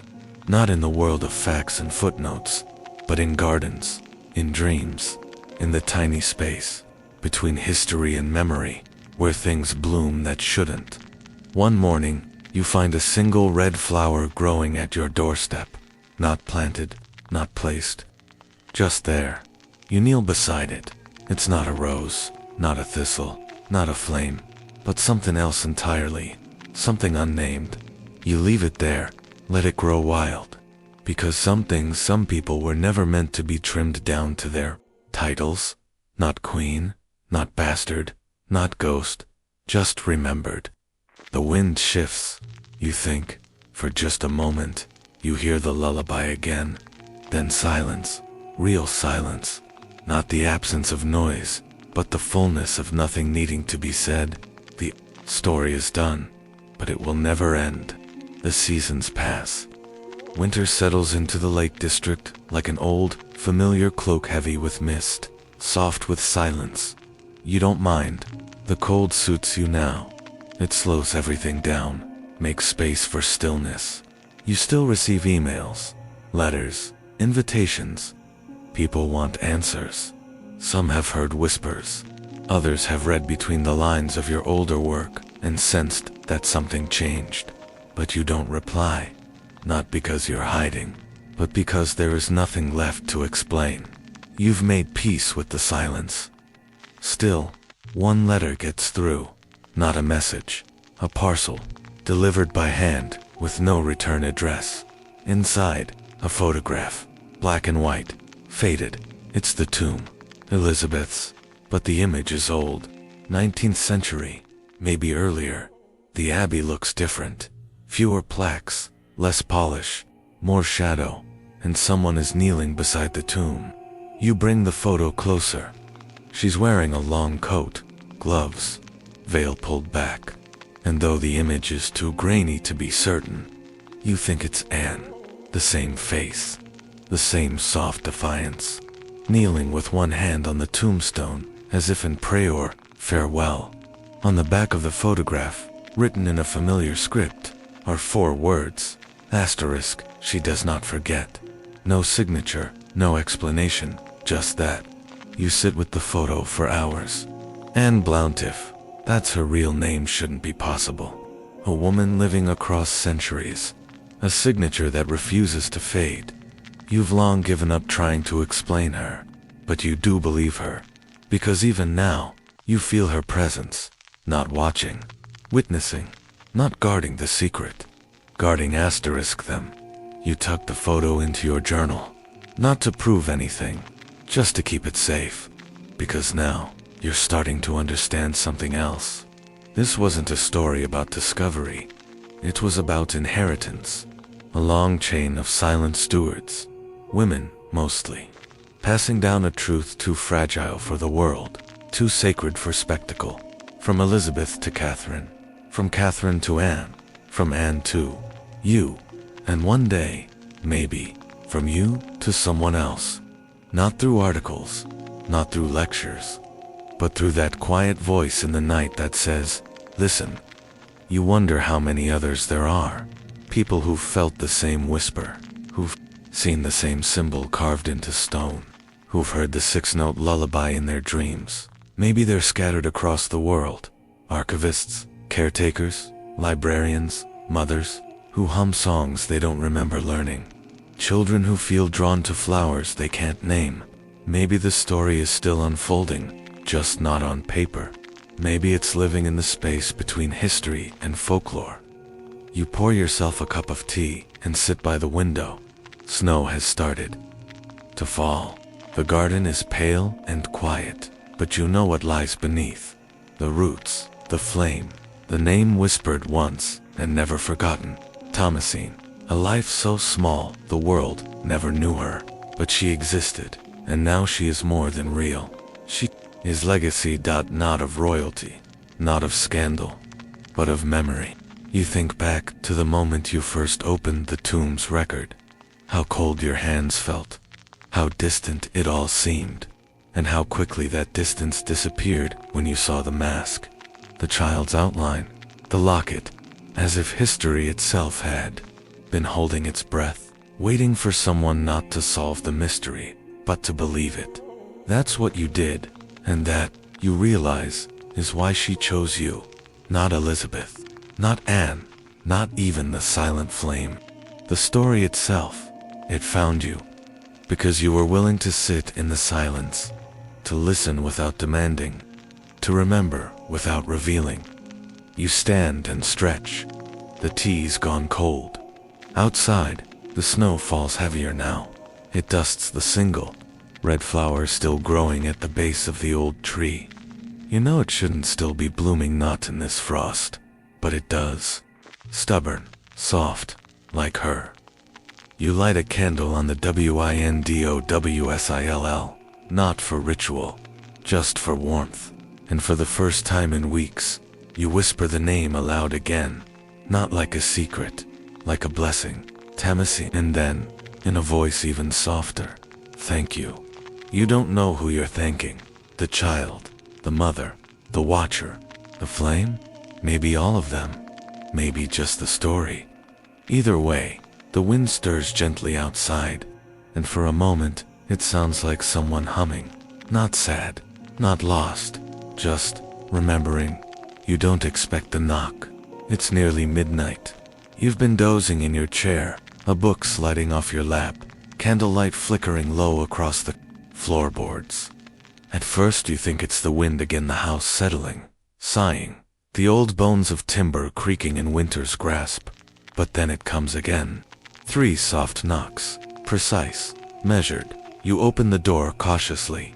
A woman stands there, middle-aged, raincoat darkened by mist, hair pulled back, but wisps have escaped around her ears. No umbrella, no bagi, just a calm, tired face and eyes that look like they've seen the same thing you have.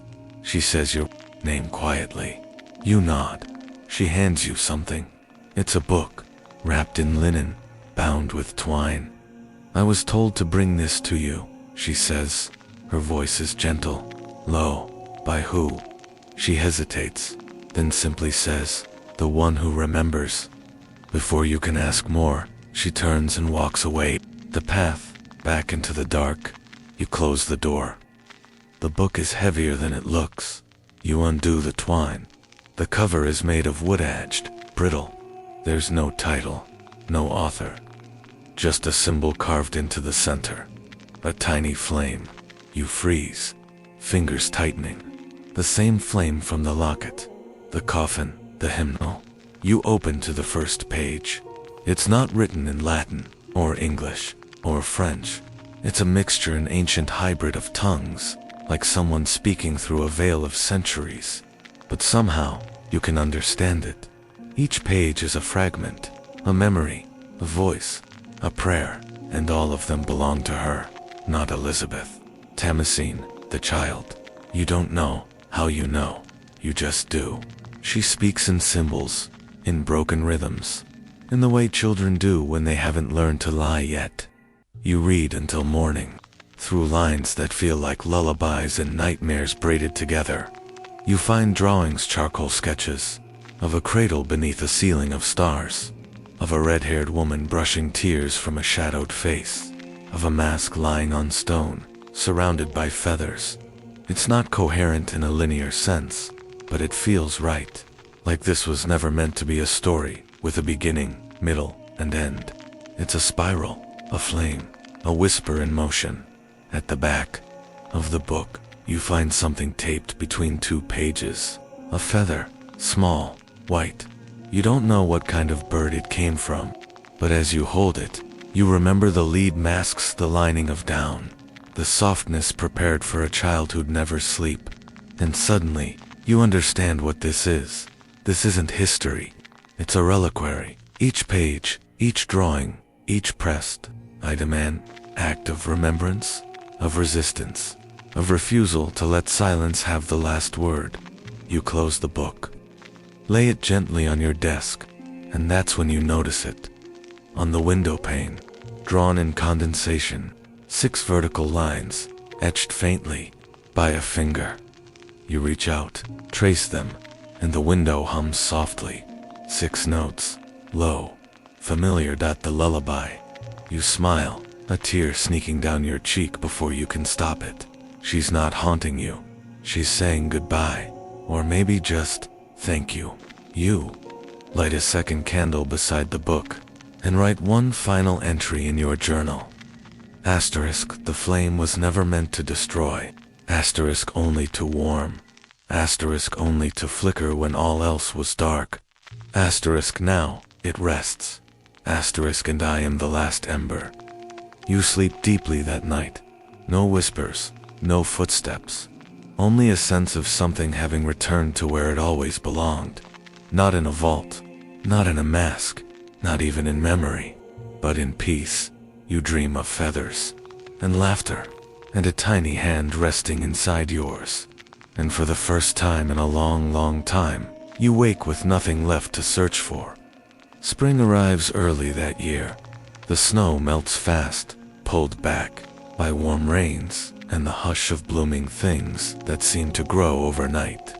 Your garden, once frozen and silent, begins to stir, violets creeping in under hedges, dandelions pressing through cracks, the single red flower still holding, bold and bright. You don't do much. You rise with the sun, water the roots, walk the trails behind the cottage with a thermos of tea and the little book under your arm. The flame-marked one, the reliquary. You never let it out of sight now, not because you're afraid it will disappear, but because you're starting to realize it. Asterisk was never meant to be found. It was meant to be received, passed down by someone ready. And now, maybe it's your turn to pass it on, but not yet. You want to understand it a little longer. Feel the pages beneath your fingertips. Try to catch the meaning in the drawings that shift under different light. Some days, the feather seems brighter. Other days, it fades. Some sketches look like memories. Others look like prophecies. And then one morning, you find a map. It's tucked between 2 drawings, folded tightly. Not a full map? Not really. Just the edge of something. A curve, a tree line, a small stone structure sketched near a thin stream.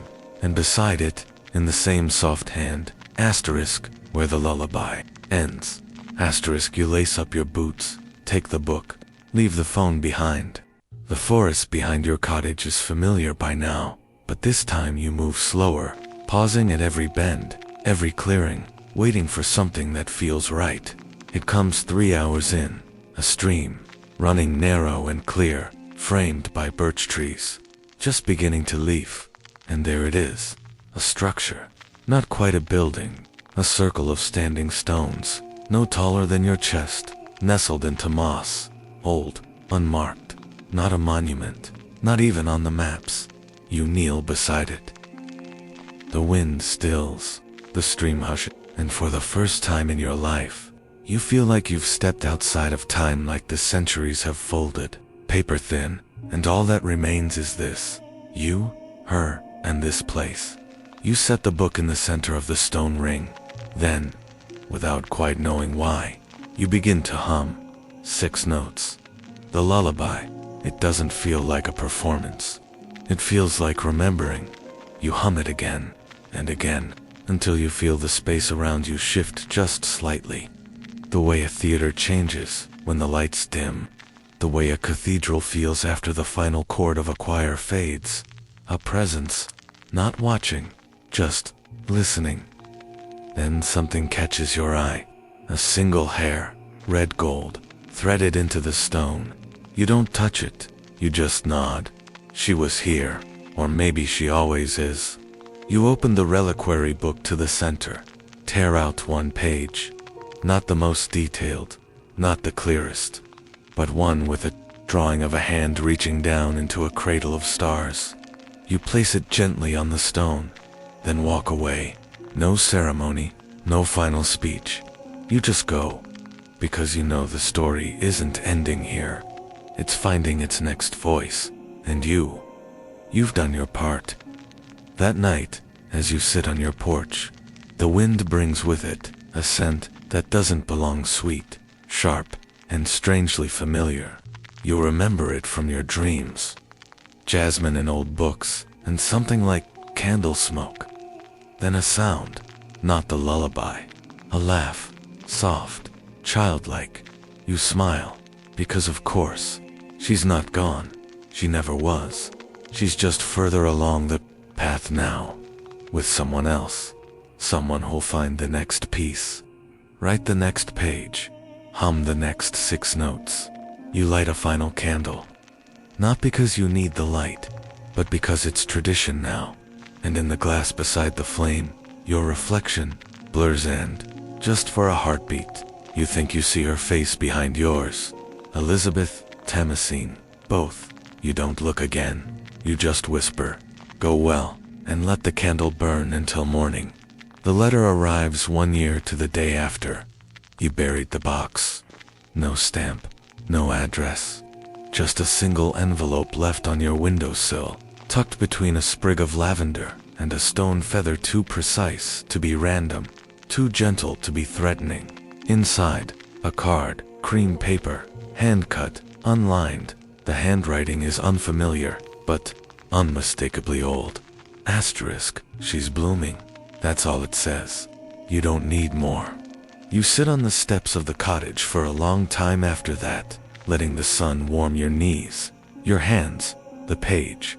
The garden stretches before you, wilder than ever. It's a riot of color now: foxglove, clover, yarrow, and, in the center, where the rowan tree leans ever so slightly to the left, the red flower still grows, taller now. A second stalk rising beside it. You don't remember planting another, but here it is. Not one silent flame anymore, 2, and somehow, that feels right. You think back to all the things you once believed history was. A cold ledger, a sequence of provable events, something to be filed, cited, taught, but now you know better. History isn't a spine of facts, it's a pulse, a breath passed from soul to soul, changing shape, changing tempo, but always carrying something sacred underneath. Not truth, necessarily, not even fact, just memory, and the willingness to hold it, to cradle it gently, to let it bloom. You walk the garden barefoot now. The earth is soft again, the moss thick beneath your soles. You pass by the rowan and rest a hand on its bark. The tree feels warm, alive. You press the note, she's blooming against it. Let the wind lift it from your fingers. You don't need to keep it. That message wasn't for you, really. It was from one watcher to another. A signal passed quietly through the roots. You go back inside and pour tea. Not because you're cold, but because this has always been a ritual of grounding. Something to hold, something to drink while you listen to the house creak around you. No footsteps, no humming, no mask behind the glass. Just silence, and yet not empty. Full, like the pause between the final note of a lullaby and the hush that follows. The kind of silence that means the child is sleeping peacefully, that the mother is finally resting, that the story has at last finished telling itself. That night, you light no candles, you open no journals, you simply lie in bed and let the quiet settle. The fan turns softly in the corner, just enough to stir the air. Outside, something rustles in the underbrush. A fox, maybe, or a memory. You close your eyes, and in the space between waking and sleep, something whispers, not a voice, but a feeling, like the brush of a feather across your collarbone, the warmth of a hand too small to grip your own, but somehow still holding on. You smile, and let yourself fall, drifting gently, down, down, into the quiet, into the garden, into the flame. Wind down begins, and now, you're no longer watching, you're walking. Soft moss beneath your feet, a dusk sky overhead.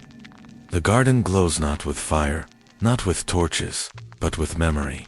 Petals lit from within, leaves curling like the edges of a page-long read.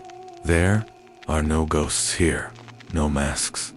Just a gentle hum in the air, like a lullaby, half remembered. The rowan tree leans slightly, as if bowing toward something ancient and kind, and at its base, the red flower nods in the breeze. 2 blooms now, bright, unashamed, unforgotten. You kneel beside them, feel the warmth from the soil, from the roots, from the centuries that wrapped themselves into silence, and finally exhaled. You reach out, brush your fingers over the petals, soft, cool, alive. You whisper her name, just once, and in the hush that follows, everything listens. The wind, the leaves, the stars, just beginning to prick through the darkening sky. She is there, she always was, not lost, not hidden, just waiting. And now, she sleeps, she blooms, she is held, just as you are. Sleep well, listener. The story is over now, but the garden grows still, and the flame never goes out. Not where it matters, not where it's remembered, not where it's loved. Sweet dreams, semper idem, forever the same, forever hers, forever ours. Good night, sweet dreams.